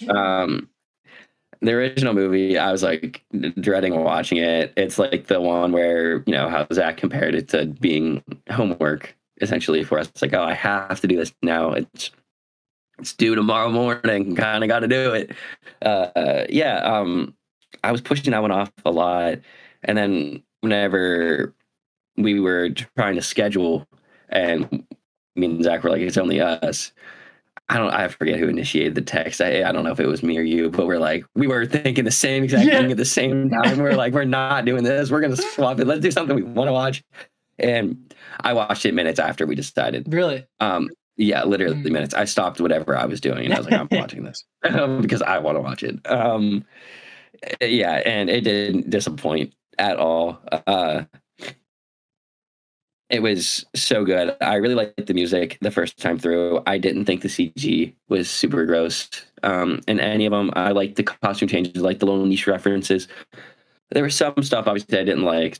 The Sunny not following One Piece rules felt a little weird. A couple other things that didn't exactly make sense. I think the guy keeping the top music around was really stupid. My love of music. Like I was saying, I love music, but I everything around me almost got destroyed. We got saved by one of the 4 emperors, and that was the only reason why we didn't entirely destroy this island. But I'm going to keep it. So dumb. I'm not a huge fan of that guy. Overall, I kind of like him as a mentor, but his sacrifice at the end felt kind of stupid because he, in part, caused the whole issue, and then Uta, knowing, in part, made the issue meaningless. But it gave us a lot of cool moments. Seeing Shanks is always really cool because he's like the One Piece aura farmer. His hockey at the end was ridiculous. He knocking out every single Marine that wasn't an admiral. Even they said vice admirals, which is a big deal. They're usually too high. Yeah. Garp's a vice admiral. That's different. That's different. Garp's different. Yeah, he is different. It was so cool. And then even seeing the 4 elders, it was me being fully caught up and on obviously we're in Elbaf and we already said spoilers, and seeing Loki and Luffy fight Emu and everything like that. This one, it doesn't give the same vibes at all. I'm not gonna let that even slide because that is so ridiculously good. But this clearly feels like it's part of and leading up to that story, which for part of it being canon and part of it not being canon is really nice. I I'm gonna give this an 8 out of 10. I don't need to keep rambling. Like I would definitely rewatch this again. Great songs, great animation, great story. A lot of Luffy, a lot of Barto, a lot of characters you don't see a lot, which is really nice. Take it away. Okay, so I'm gonna hit a bunch of the similar beats as Skylar. One thing that he didn't mention and I didn't mention at the podcast is there's that scene of where Shanks fights Kizaru in that one little bit there, and it's just like really sick. That's it. That's all I wanted. I wanted to mention that just because we haven't talked about it yet, and it's a really cool, really great animated moment. Also, that bit where the regular civilian is punching Shanks in the face and he's just kind of tanking it. That's just like a really animated, really great animated scene. I love that. But I do like this movie. I've seen most of the One Piece movies, and I'd say that this kind of hits somewhere in about the middle of the road whenever it comes to the One Piece movies, just because I think Z is pretty like far and away the best one because it fits the best into the story and it actually has like themes and stuff. Like it's you get stuff out of it. And Z is just like a really well-made movie. I like Strong World a lot. I think Strong World makes less sense canon wise than this one does, but I think it's a more enjoyable movie even though it is longer. Like this one just doesn't hit as much as the other One Piece movies do for me, except for Stampede. I hate Stampede. Stampede's terrible. At least like anyone who's seen Stampede, you know what I'm talking about. It's literally just like, oh, how do we celebrate One Piece's anniversary? Let's just throw everything at the wall and see what sticks. And this is not that. This actually like they put effort and heart into it because they were like, let's make an anime musical for One Piece, and that's just like a crazy idea right off the bat. And I'm really happy that they committed to it and made it so well. I think because all the music is amazing, like Skylar said, all the animated bits of the music videos, amazing. It looks so beautiful. But we have talked a lot about the different things that don't work for us. And I do think that it's kind of hard, at least for me, to do a rewatch of it because you don't really get anything out of it except for the animation and listening to the music and stuff. And and you might get pissed off because you didn't realize that Yuta knew the entire time that she's someone taught Musica, and on the rewatch you hear that and you're like, what? that don't make any goddamn sense. But like the movie is still pretty. The movie's still pretty good. Like I won't look at you in the face and be like, you're gonna have a bad time watching this movie. However, I'm not gonna be like, oh dude, you gotta watch One Piece because One Piece Red is that good, if that makes sense. I think this lands at like a 6.5. Like it's still good. Like I still like it, but I don't think I'm gonna be in a rush to rewatch this anytime soon, just because it's not in like a love category. Because I've watched One Piece Z like 5 times. That movie is so good. I can't wait till we get to that point. That's like 4 filler movies away. It's so peak. Have you ever watched that one, Skylar? With Zephyr? No, again, I've never seen any. Oh, really? It's so good. Yeah. I'd say that's why I'm saying I'm a LARPer. You're not a LARPer. You've at least read and watched One Piece, so you have one up on those other people. LP, Logan Ball. Yeah, whatever. I mean, he's only doing it so that he raises the market price of whatever rare thing that he purchased. I mean, if you look at it, it went from being worth I think like $5,000 to being like $46,000 just because he bought it and said that he owns it now, which is cool, I guess. Love that. I mean, he's doing the same thing. Go ahead, sorry. It makes getting collectibles worse for One Piece for everyone. fans. Yeah, for literally everyone. So that's his entire thing, is just like hyping up one thing so that he can scam people. It's what he did with Crypto Zoo. It's what he did with his other crypto thing. It's what he did with Pokemon. Now he's doing it with One Piece. Guy is terrible. Not as bad as his brother, but he's terrible. Actually, his brother's just an asshole. You don't have to pick one of them to be worse than the other. It's all good. I do actually think Logan's worse though, because he like actively continuously scams people while his brother is just kind of like a dickhead. And like I think I'd prefer the dickhead over someone who's gonna pretend to be nice to you and then steal money from you. I don't like that. What's your average for this one, Skylar? So you ended up giving it a 6.5, correct? Correct. Yeah. We're at like a 7.25. So we're right in the middle. You want to go 7.5, 7? 7.5. We'll do that. Sweet. I was really hoping we rounded it up. We gave it a little under the boost. Anything One Piece will be rounded up. Yeah. regardless of how close it is. If it is 7.01, it becomes 7.5. Very true. Yeah. But from now on, there is going to be a new rule. We're not telling the other members because I think it'd be really funny if we did it next week. Yeah. And just didn't tell them. Wait, dude, this would be perfect for you because we're starting Scooby-Doo next week. So like you could literally just be like, nah, we're gonna Mediak average this as a 10. Yeah. So similar to how we do on the tier list, if you're if you do watch this, for these, you get one a year. You can choose to fully negate the other members' ratings, and we rate strictly off of your rating alone. So, for example, I rate this as an 8. Zach gave it a 6.5. If I said nope, we're going 8. Zach's number is removed, and the Mediak average is an 8. I think that's just a cool little thing. That's like, this is my favorite movie of the year. It's getting a 10. I don't care if everybody else hated it. It'll be fun. And plus, I mean, obviously it would probably happen again at the end of the year, but who cares about doing it twice, and it would retrospectively, Cassie would have Mediac Project Hail Mary. Hail Mary to a 10. But at the same time, it got like a 9.5. Yeah, which is good enough. Yeah, let's save it. It kind of adds a little extra thing to it. And we're also doing Mediac medals now, or one movie and one movie alone. Yeah. The Lego movies got 2 out of hand. Yeah, Cassie picking all 4 of these was blasphemous. Yeah, I don't know how it was blasphemous. We did the same number of Star Wars movie. Well, we actually did less Star Wars movies than we did Lego movies, which is wild to me. We should have not let that happen. Yeah, we would have done more Lego movies than Star Wars movies if I didn't cut it off. We're done. We're not doing them anymore. Yeah. Yeah, the original plan was to do more than Star Wars, and we didn't. It was much closer than it should have been, but it's okay. But yeah, we're those are 2 new things we're adding. We're gonna start them starting next week, and we'll see if either of them pick up. I don't feel like there probably isn't going to be a Mediac medal. They're very rare, and the rating has to be really low for me to kill it. But I know you and me have good feelings about this movie. So yeah, because we talked about it a couple of years back. Like we actually have for those who are new to the channel, we already have podcasts. Me and Skylar for both Scooby-Doo 1 and Scooby-Doo 2, the James Gunn ones.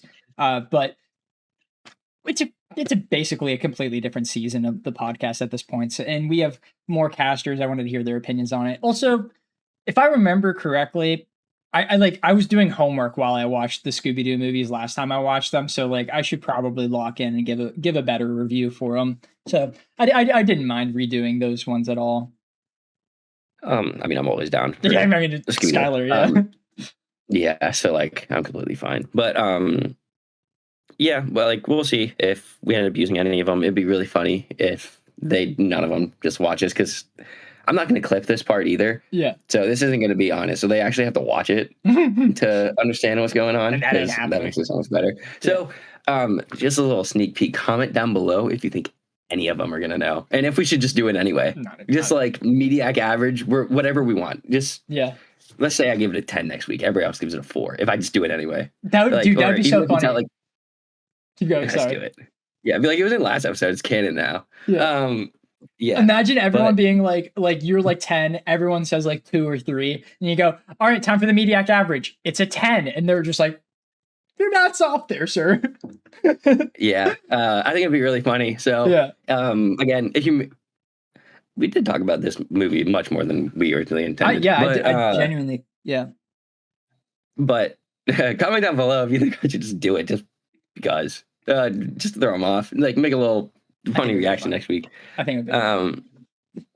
Yeah, it would be. But it would also be really funny if we waited a ridiculously long amount of time and they had to go through one of their favorites and didn't do it. Yeah. No, I would love, dude. That's actually that's more funny what you just said right there. I love that actually. Yeah, just subtly do it. Oh yeah, we mentioned that on the one filler one. Yeah, but if the casters cannot make it next week, I'm just gonna say this now because the original intention is to go with Scooby-Doo. If they can't make it next week, obviously filler up. Me and Zach, we've already seen them. We've already reviewed them. There's no reason for us to redo our own review. Yeah, we'll probably just do Stampede at that point if they can't join again. We didn't explain it. My brother Austin, he's doing some work stuff right now, so he's gone. Chandler is what's he doing? He's coming back from a trip and then going to be in a wedding. Okay, So yeah, he so didn't know if busy. he'd had enough time to watch it before. Like, he's actively not in the wedding anymore. But we record this in the morning. He got back I think late yesterday from this wedding. So he wouldn't have enough time to do that. So he let us know he couldn't. And then it's in the morning. So like, it kind of makes it difficult on Cassie. Yeah. Those who don't know, her sleep schedule is like 5 a.m. to noon or something like that. It's something weird. But it's not a 0% chance she showed up. So it would have been rough. Me and Zach didn't know what to do if Cassie joined randomly. Well, okay. So wait, I don't think we ever explained that, actually, that they don't know about this, that the other casters don't. we did this One Piece video without their approval or even like so much as mentioning to them. They think we're doing Lego Movie 2 at this very moment. So if Cassie didn't actually have a definitive, she said she was going to be here for this episode, but me and Skylar were like, that's not. We know Cassie. She's not waking up for 8 a.m. No way that's happening. So we planned this. And this morning I texted Skylar and I was like, so what's the protocol if Cassie joins? Because like we watched completely different movies. Yeah. She would have joined, especially if she joined like partway in. We're like, okay, it's time for your 3. Yeah. And she goes, yeah, we liked whenever Emmett did this. And we're like, yeah. Oh, this is the One Piece one. Yeah. Yeah. We're just not telling them. Yeah, we're waiting until this comes out for them to know about it too, which is going to be the funny part. I'm very excited to see what their reactions are to it or what it's going to be. Cause like, I'm pretty sure at least Austin and Cassie actually watched Lego Movie 2. So like, I don't know, man. Oh, that's really funny. I can't. The best part is if they never realize and it's just not on our tier list at the end of the year. Be like, oh yeah, we didn't do Lego Movie 2. Like, yeah, we actually didn't do it. Like, we're gonna have to tell them that next week is Scooby Doo at some point. So like, because we can't do that. Like, we can't start the cast and be like, all right, guys, Scooby Doo, and then they watch like so the Lego Ninja. Yeah, when the podcast releases, I will say something related to that to them. However, I know they're going to be upset because the only reason we continued to do the Lego movies was because for some godforsaken reason, the 3 of them really, really wanted to do the Lego Ninjago movie for some reason. I couldn't explain it. It sucks. It's a terrible movie. I don't know why they were all like, no, it's really good. We should watch it. Terrible. Nostalgia. Yeah, it's definitely nostalgia. I used to watch the Ninjago show. I used to actually watch that show. I had like a shit ton of the Legos. That movie's ace. I don't know though. All right, want to get into news and shit? Lego movies I was gonna say, Lego movies just are my thing, so I was always down to skip. I love the first one because there's actually like a heart in it. There's story. There's a plot. There's a theme. There's interpretation in it.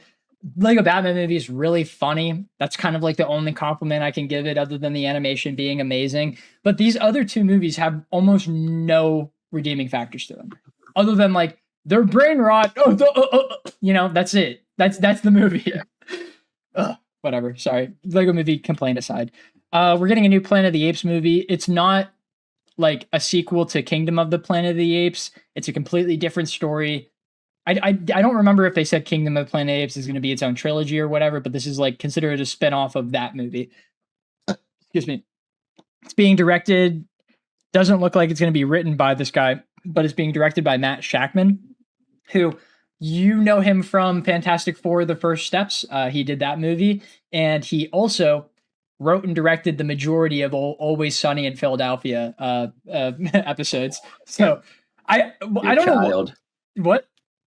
Your child, Always Sunny in Philadelphia. Yeah, I love Always Sunny, but I can't possibly understand why. Hey, everyone who's a fan of Always Sunny, I hope you get what I mean whenever I say this. I don't understand why Matt Shackman is allowed to work. Like, there are things in Always Sunny that would remove anyone from working anywhere because of how fucked up it is. So like, I don't understand how that guy was able to make a Disney movie. I just that's mind blowing to me. That's insane to me. It makes more sense that he's making Planet of the Apes because like that's an adult level thing. But Fantastic Four, you're giving the guy the first episode of Always Sunny is about racism. And it's not like, oh, don't be racist. It's about how the main characters are racist. That's what the episode is. and this guy makes a Disney movie. I mean, hey, the only character. Yeah, he bobbed and weaved and like fucking sunk it. Exactly, bro. You nailed it. And then I'm gonna get off this topic because it's a stupid topic. But Charlie Day, the guy who plays Luigi, he is the only person. He's the only white person throughout Always Sunny to have said the N-word with a hard R.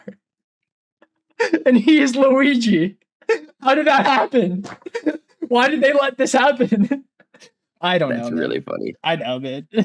Dude, I'm telling you, I actually paused the screen whenever that happened in the show. I was like, he did not just say that. I like Charlie Day. I've said many, many times that I like Charlie Day. Why did he say this? First episode of the show, by the way. It's insane. It is actually a really good show. I do recommend it. Huh? What year was it? Like 2000 flat, probably. Makes sense. Yeah, something like that. It's insane. Okay.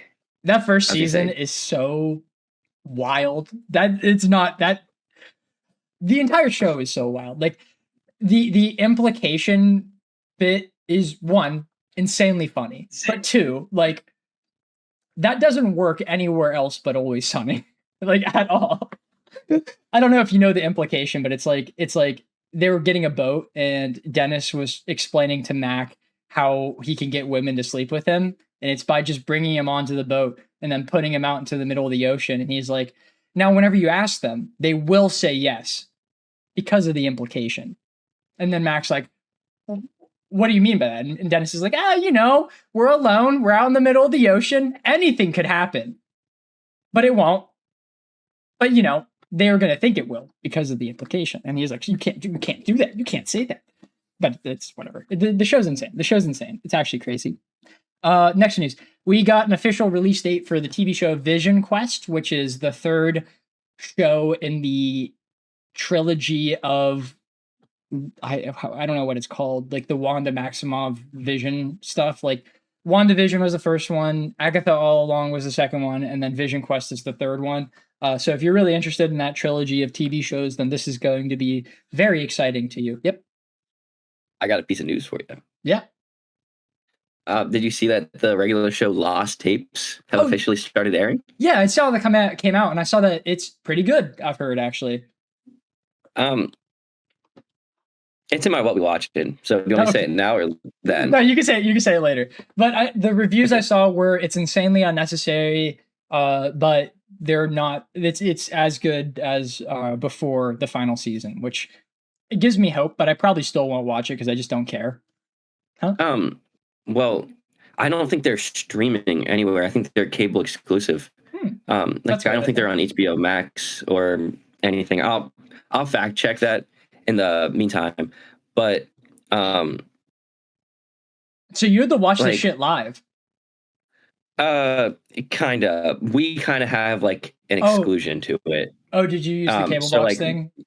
Yeah. Okay. So like, you'll be able to stream it, but I know a lot of people are. Oh no, it's on Sling TV. Somebody lied to me. So obviously, if you have Sling TV, you could probably watch it there. And I'll save my like opinion for it, but yeah, it's essentially like it's not on any of the main ones. Which is weird because HBO. Why wouldn't they have it? But I like recall multiple people saying that, like they're upset that they missed it because they thought it was going to be on HBO and they thought it was going to be like one episode, like kind of like weekly release schedules, and it wasn't, and they missed it and they were upset. But yeah, I'm just glad it like came out because I really liked regular. I really like regular show.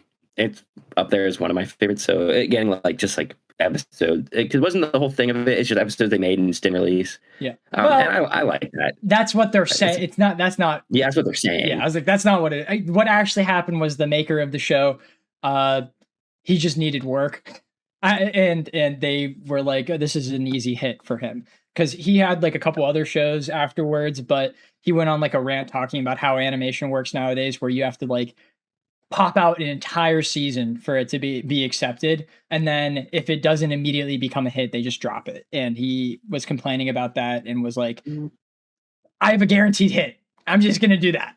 So that's why the show is being made. This is gonna be weird if you do go back and like see an episode. Skip sounds very different. It's not Mark Hamill anymore. Okay, so it is actually different. No, I was questioning that. Oh, I don't know. I need to look this up, actually. Like, that's crazy, because I think Mark Hamill's... I think Skips is, like, one of my favorite characters in that show. Yeah, but he sounded different, and I don't know if it was just, like, the episode, and it's been, like, a while since I've actually watched a regular show, and I just remember him sounding different, but he sounded different, which was a little weird. And it kind of threw me off guard. Like, they all sounded, like, a little different at the beginning, so I was like, oh, maybe it's me, but, like, Skips, like, continuously sounded different, and, like, Muscle Man sounded normal after a little bit. I'm assuming it is still him. Sorry, I assume it is. I'm assuming it is still him, and it was just like the first time I've heard it in a while, so it was like a little different. But I thought I'd be back to used to it by now, because like Pops and Benson sound exactly how I remember. Same with Mordecai and Rigby, obviously, but yeah, like, it is the same guy, so it seems. But that's what IMDb says. It does not mean that it's true. Correct. Yeah. But it gives it at least shifts the blame to IMDb instead of us. So I'll take that. Yes. Yeah, but those just came out and I'm pretty excited. That is worthy of excitement. The Vision Quest show is coming out October 14th. We don't have a trailer yet, but I don't know. If you're going to see that, get excited for it. Ultron's in it with, I don't remember his name, voicing him again. The guy who voiced Ultron, whoever that was. Skylar, are you excited? We got a picture. We got a picture that should excite you. The Scooby-Doo picture of the live full cast? Oh, well, I thought we talked about that last week or 2 weeks ago. We did, but it still makes me excited. Understandable. Mine is the Kirsten Dunst posted a picture of the chairs for Minecraft Movie 2 of Alex and Steve and said, "It has begun." I didn't even see that. Yeah. That's awesome. All the comments are like, girl actually thinks this is hype or some shit. And I thought that was like so funny. Dude, that is really funny. But at the same time, like... Don't you dare say it is hype. It's not. No, it's not hype. But like, it's going to be really funny. And it's going to be a brain rot movie. And it's going to be like one that like is going to make absolutely no sense. It's like dumpster fire in front of you. And like you can't stop. That's like what it's going to be for me. So I have a feeling it's going to be way worse than the first one, because they're going to try to make because like I don't think they did the first one became a meme because they actually tried to make a movie, you know, and it just is that bad and people thought it was really funny. This time they're going to like force themselves to lean into the stupid aspect of it to try and make memes about the movie, and I think that's going to make it way worse, in my opinion. I don't know though. How big of a fan of Big Bang Theory are you? This time goes on a lot lower, but whenever I was younger, huge. Me too, actually. Yeah. So I watch Big Bang Theory almost every day because of work. But we're getting a spin-off TV show for Big Bang Theory. Do you remember Stuart, the comic book store owner? Okay, so in this show, it's called Stuart Fails to Save the Universe. He gets teleported into a different universe where the world is ending, and he has to deal with it.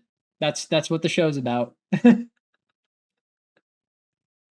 Okay. I'm going to be honest. The trailer actually was like somewhat kind of funny. I'm not watching the show. There's no chance on this planet I'm watching it. But it didn't look the least enjoyable thing. That he gets teleported by like some sort of device that Leonard and Sheldon make, and they're like testing it on him and whatever. And he gets sent into this like super ultimate evil universe where the guy with the weird speech impediment is the ruler of America or something like that, and like it actually, it might be nostalgia talking because I watched The Big Bang Theory a lot as a kid, but it doesn't look like the worst thing ever. I've convinced myself maybe I might watch the first episode just to see if it's actually funny. Probably not. Probably won't do that. Probably not. Yeah. Could do a no. Let's not. No, do that. we're not doing that. We're not. We're not doing that. We're not doing that. So the director of the Sonic movies just finished filming Sonic Movie 4, and he said, on behalf of this amazing cast crew, we have filmed the best Sonic movie yet and can't wait to share. So that's exciting. I still haven't seen Sonic 2 or 3. Those. Yeah, maybe we should do that. Yeah. Would not be opposed. I wouldn't hate that. Yeah, I would not be opposed to that in the slightest, because I actually did like the first one. Maybe we do those as filler to like fill in for like vacation ones. We just cut out. I was gonna say we could do those just whenever the fourth one comes out, like leading up to it. You know, I'd look me down to do those instead of Scooby and wait till the Scooby live action comes out, the new one, and do all 3. Yeah, I would agree, but I actually, you know what? Let's just look at the schedule, because removing these might only give us 3 weeks before starting the. Oh, no, that's perfect actually, because the fourth one's not out yet. Okay, you know what? We'll talk about it afterwards. We'll figure it out. Yeah, we'll figure it out. They, the director and writer of How to Train Your Dragon, just sent a picture of the second movie, and it's of the sword. It's really hard to see. It's impossible to see. The fire sword that Hiccup has. It looks good. It looks awesome. I can't wait to see that in live action. He said, and that's a wrap on How to Train Your Dragon 2. But I think he means just specifically the photography of it, because the next sentence is 81 days of principal photography now complete, on to post-production. Oh, no, he means like all the filming is completely done. He's on the post-production. That's awesome. And it's going to be releasing in June of 2027. So I wasn't the biggest fan of the live action How to Train Your Dragon. I just think it's kind of unnecessary. But How to Train Your Dragon's the cool. How to Train Your Dragon 2 is the cool one. So I'm excited to see that live action. A live action fire sword would be sick. It's gonna be so sick. And then we're gonna see Drago blood fart in live action too. So that's gonna be. That's gonna be great. That's the end of my news, by the way. I'm done. I'm newsed out. Well, as of this recording, it'll be like 2 or 3 days until the Lego Batman Arkham Knight game is fully out. Yeah, because it drops the 22nd. Honestly, today it releases to the digital deluxe owners, because they get it early if you buy it. So, yeah, you excited? Of filming. You think about getting it? I'm already pre-ordered it. I'm definitely getting it. It's literally just like a Batman Arkham game, but in Lego version. I've heard that like it doesn't run the best, but like it's a giant open world game. Like, what'd you expect? Like, it's just kind of. I mean, I don't know. That sounds kind of stupid. Optimize your games, obviously, but I'm very excited for this. I think it looks amazing. Yeah. You got some plans. Hope you gotta take a vacation day. Be like, listen, boss man, I'm gonna need a day. Listen, Carrie, I know you just gave me a promotion, but Lego Batman just came Arkham needs. I have to stop the Joker. You don't understand. All right. Yeah. Now it's time to get into. Wait, real quick. One final news. Did you listen to any of the Drake albums that released? Any of the 3 of them? I heard they were terrible. So I listened to 4 songs of Iceman alone, and then I listened to them with Caden, and then I listened to a couple songs off of the Habibi one, and I didn't listen to any of the other one, whatever the M one was. Yeah. I forget the name of it. I don't know. Iceman I thought was fine. I'm not a huge fan of like rap Drake. I like more singing melodic Drake. So like Passion Fruit, for example, is my favorite song from Drake. I think people are over hating Iceman. He didn't go over 3. They're not all horrible. He has a ton of really good like one-liner bars. Yeah, dude. Like Iceman was a nice man. Now he's cold. But he also has. That was ass. That's an actual line from one of the songs. I don't remember what song it is. And I mean, one of them is literally like from that M album, because one is like Iceman's like the rap album. One of them's like an R&B pop-ish album. The other one's club music. The club music obviously is one that I don't even care to listen to. I don't really like club music. I'm not even gonna listen. One of them has Sexy Red, and it's like a redo of the Cha Cha Slide, in which it says to the left, throw it back now, y'all. Smack it one time. Like, That is so bad, bro. I might not get the lyrics like perfectly, but it's the Cha Cha Slide with, I think, throw it back and smack it instead of like their corresponding parts. He actually thought that was tough too, dude. I love that. It's gonna go crazy on TikTok. I bet. Yeah, People don't have quality meters. Some people like club music. I don't. Like there were probably a couple songs off of Iceman that I would normally listen to. I need to go through that other one. I think that's the one I'm gonna like the most because that's more melodic Drake. I didn't intend on talking about this, obviously, because I'm very long-winded about it. That's okay. We have time. And also, I that line, "Iceman was a nice man, but now I'm cold," is one of the funniest lines. There's a LeBron diss. There's a Drake May praise. It's like something about the Bills. So they were scared of the Drake, like referring to Drake May. He makes a ton of references to athletes in these. And Drake's very into basketball. Like he attends a lot of the Toronto Raptors game. I think don't quote me on this. He might be like a partial owner or have like some ownership, not like actual ownership, but like he owns like maybe like 1% or something. Yeah, but he is a huge like Raptors fan. So there's often references to like DeMar DeRozan because he's like an infamous Raptor. He got traded for Kawhi, and then Kawhi won a championship with the Raptors. So like a lot of stuff there. Him and LeBron do not get along, so occasionally there's a LeBron diss. This one does have a LeBron diss. I hate that song for obvious reasons. I love LeBron, so I don't care how good the song is. The second he disses LeBron, it's a 0 out of 10. I wonder if LeBron doesn't like him because he's a pedophile. No, there's like something. I'm sure that's a reason. The fact that you paused and you were like, "Nope, that's it." There is something else. There's like actual beef between them. Like probably doesn't help.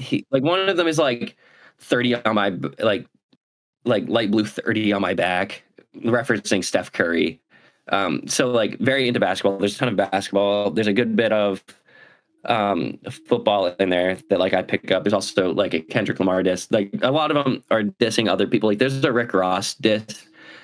And like Loki shouts out Aiden Ross because he's like since something along the lines of ever since the beginning of my career I've been Aiden Ross, like aiding Rick Ross, Aiden Ross. It's something along those lines. But again, it's not horrible. But on this same note, I've listened to a ton of the Noah Khan album because of Austin, and I was going to tell the cast that I listened to it because of Austin.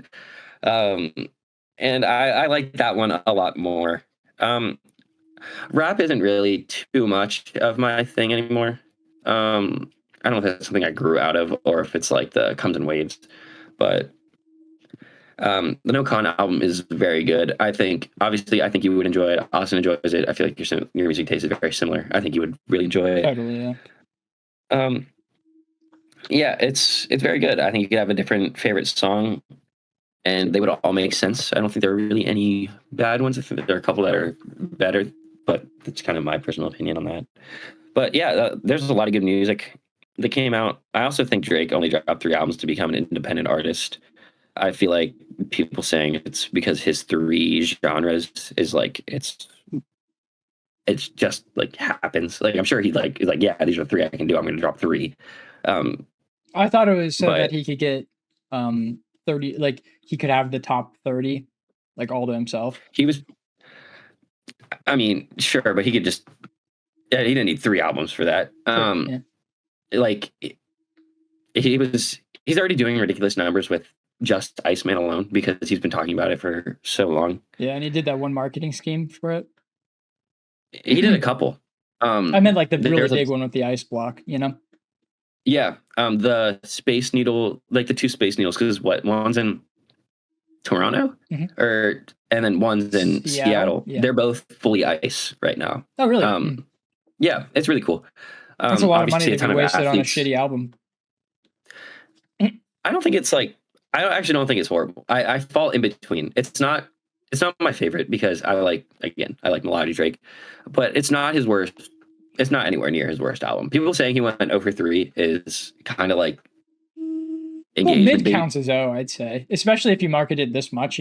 Like imagine if they released like 1,000 trailers for Avengers Doomsday and they hype it up as like the greatest thing you've ever expected in a movie, and then you watch it and it's only okay. I'd say that's a miss.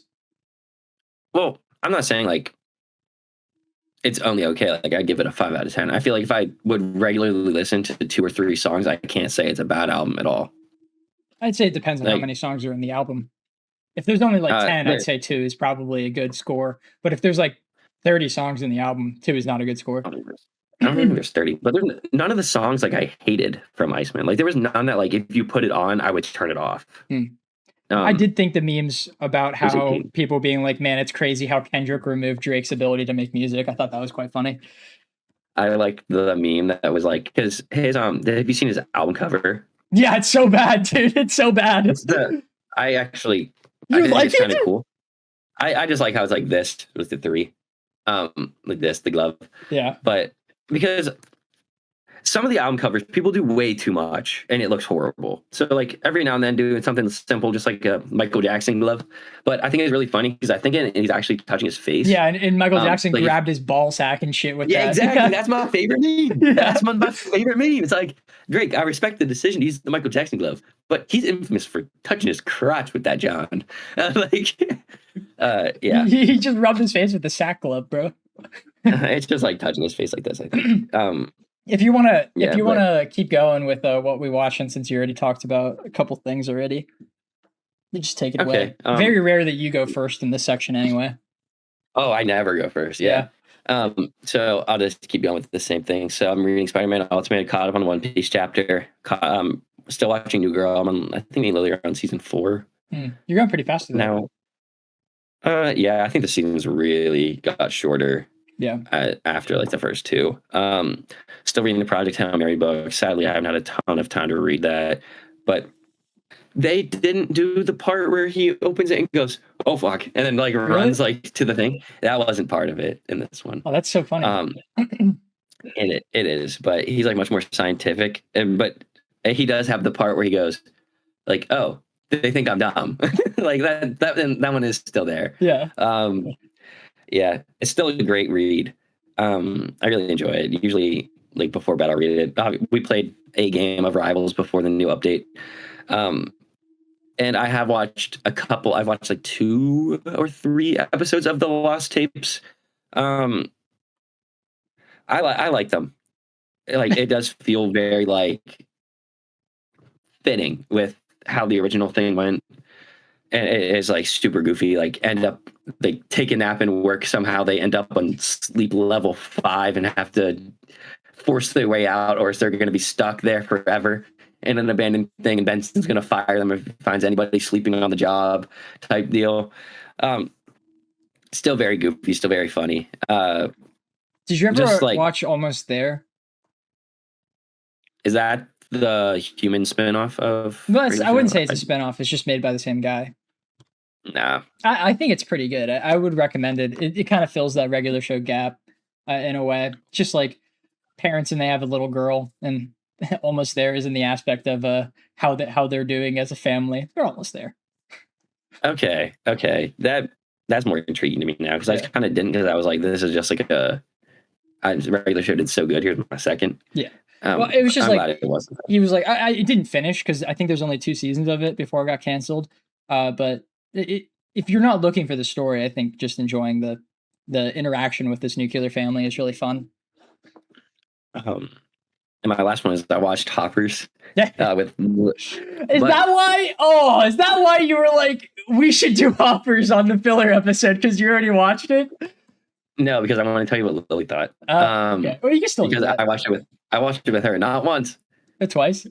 She loved it. Well, kind of, because we watched it one time full through because we're like, we've said we wanted to watch Hoppers for so long, we can sit down and actually have time to watch the movie, so let's watch Hoppers.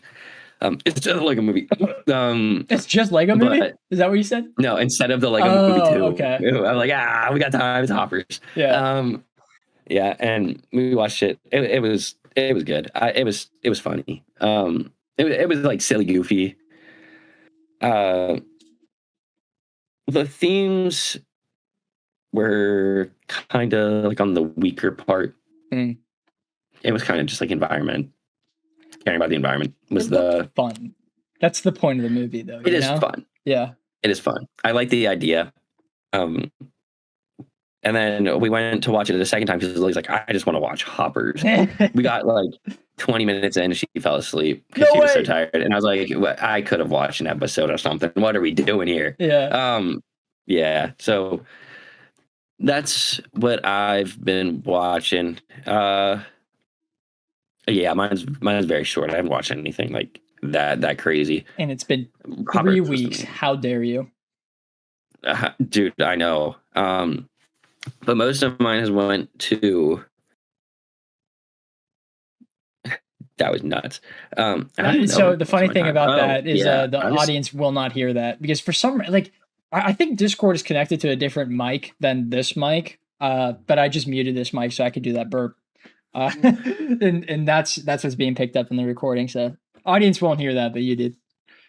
Oh, yeah! Congratulations. Yeah. So yesterday, as of recording, was a friend of the podcast 21st birthday. So went out to like Putt Shack with him. We went to. I was gonna take him just to a bar because I was like, I don't want to. And it was also Lily's graduation, so I was like, I don't want to split those two things because they're like equally important.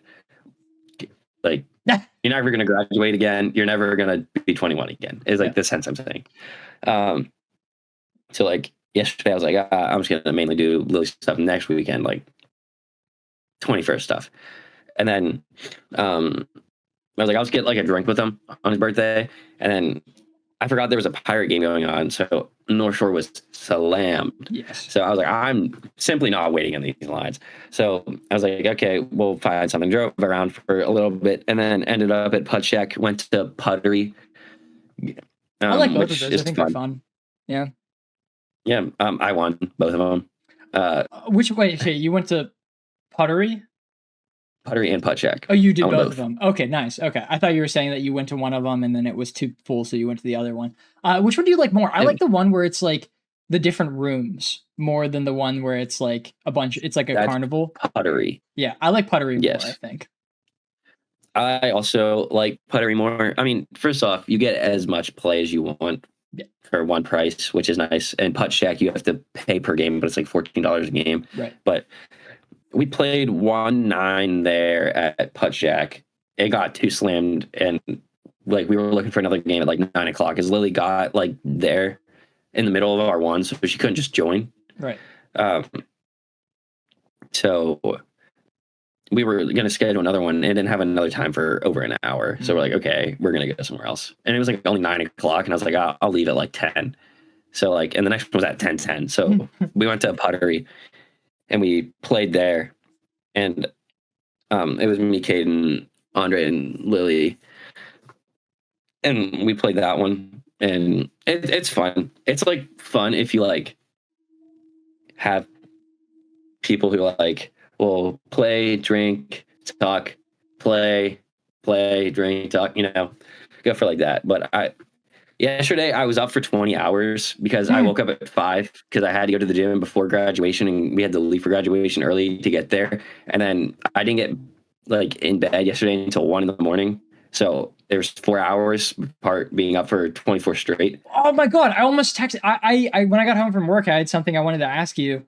I think it was the thing about Cassie, and it was like midnight, and I was like, there's no way Skylar's awake right now. I was. Damn, that's crazy.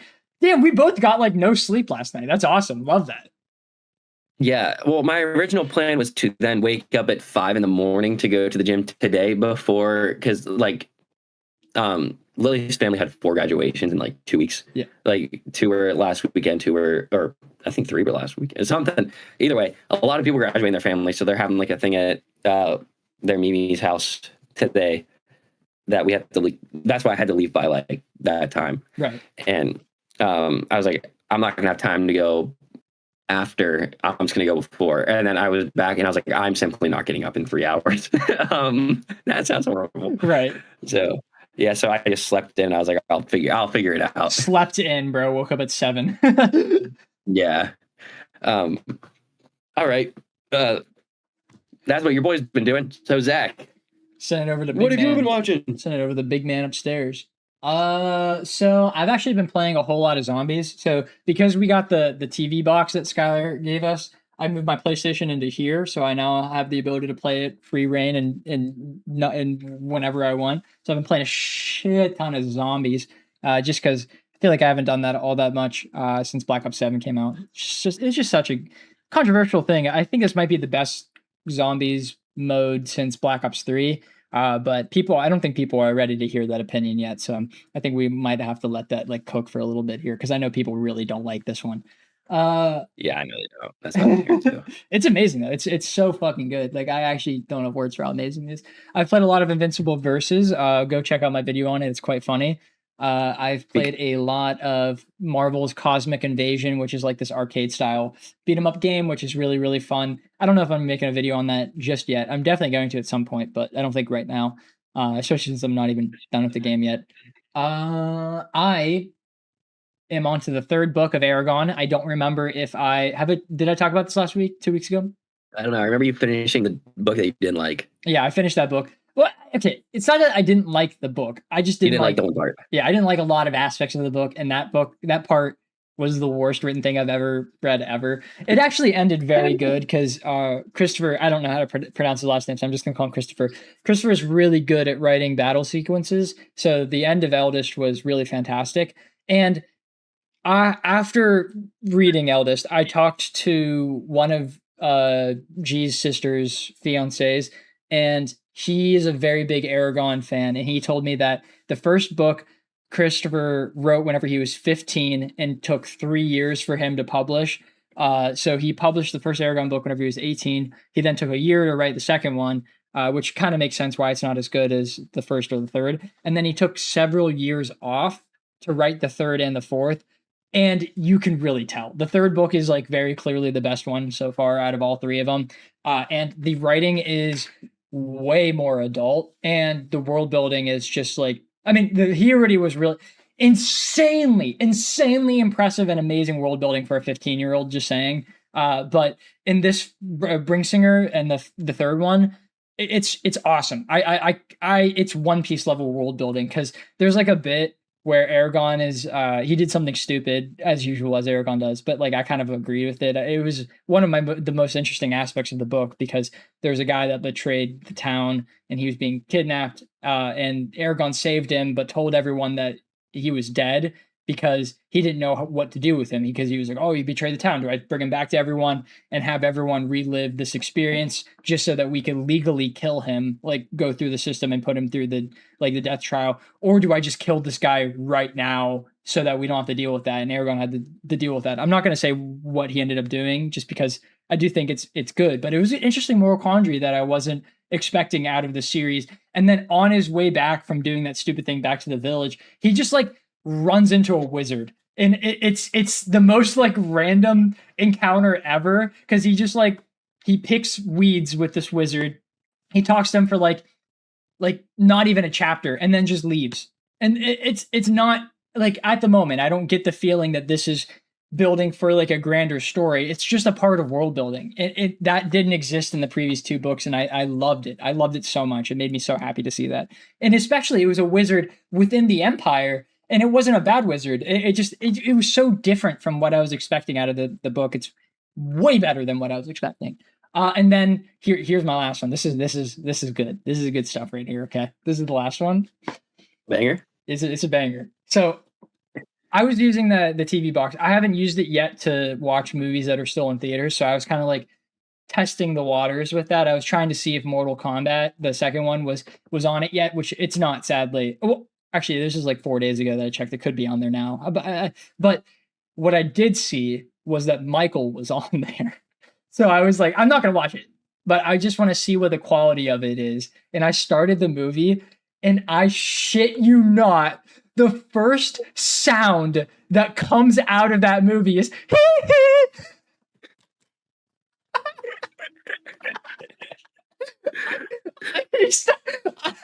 started dying. Are you muted? Oh, wait, did you? No. No, okay. Did you I hear just me? didn't hear. Did you say I died? Yeah, I heard. Did die. Yeah, that's what happened, dude. Dude, the movie started and it played the logos, and you hear, and holy shit, dude! Like, amazing. Like, this movie was made by people. Like, it gave me the vibe just in the first like 5 minutes. I know this is a terrible representation of it, but it's just like people who have like an abstract knowledge of Michael Jackson are like, what do people know about him? Let's have the movie start with that. Have him freak out. It's awesome.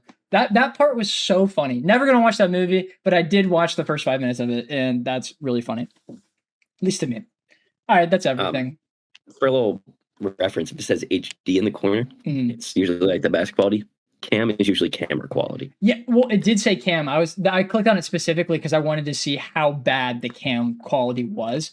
It's not that bad. It's really not that bad. At least this one wasn't. Animated movies, it doesn't seem to be really much different. Oh, that's good. Like, I watched the SpongeBob movie on it whenever that came out. That was my like test the water one. It wasn't that bad. It wasn't bad at all. I mean, even this one. This was not an animated movie. I thought it looked fine enough. Yeah. Ooh. We don't know what next week is, technically. Yeah. I guess you won't know what next week is until the recording. It comes out, yeah.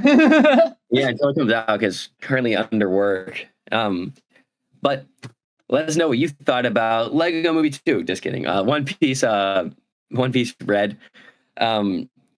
Anything, again, we're trying to hit 1,000 subs by the end of the year. So anything you do, like, comment, subscribe, share, even just watching the video all the way to the end is greatly appreciated. Let us know anything you thought about One Piece Red or these rules in the comments below. Also, let us know if you just want us to, like, mess with the rest of the cast, because we have the ability to, because they're not watching this. I simply know they're not watching. They're not, no. I mean, and also the two of us are the main two hosts, so we could just do whatever we want. We can do whatever we want. Yeah, like we said, we did it without their approval. We were the approval. Yeah, we are the approval. Yeah, we can do whatever. I was going to say something funny.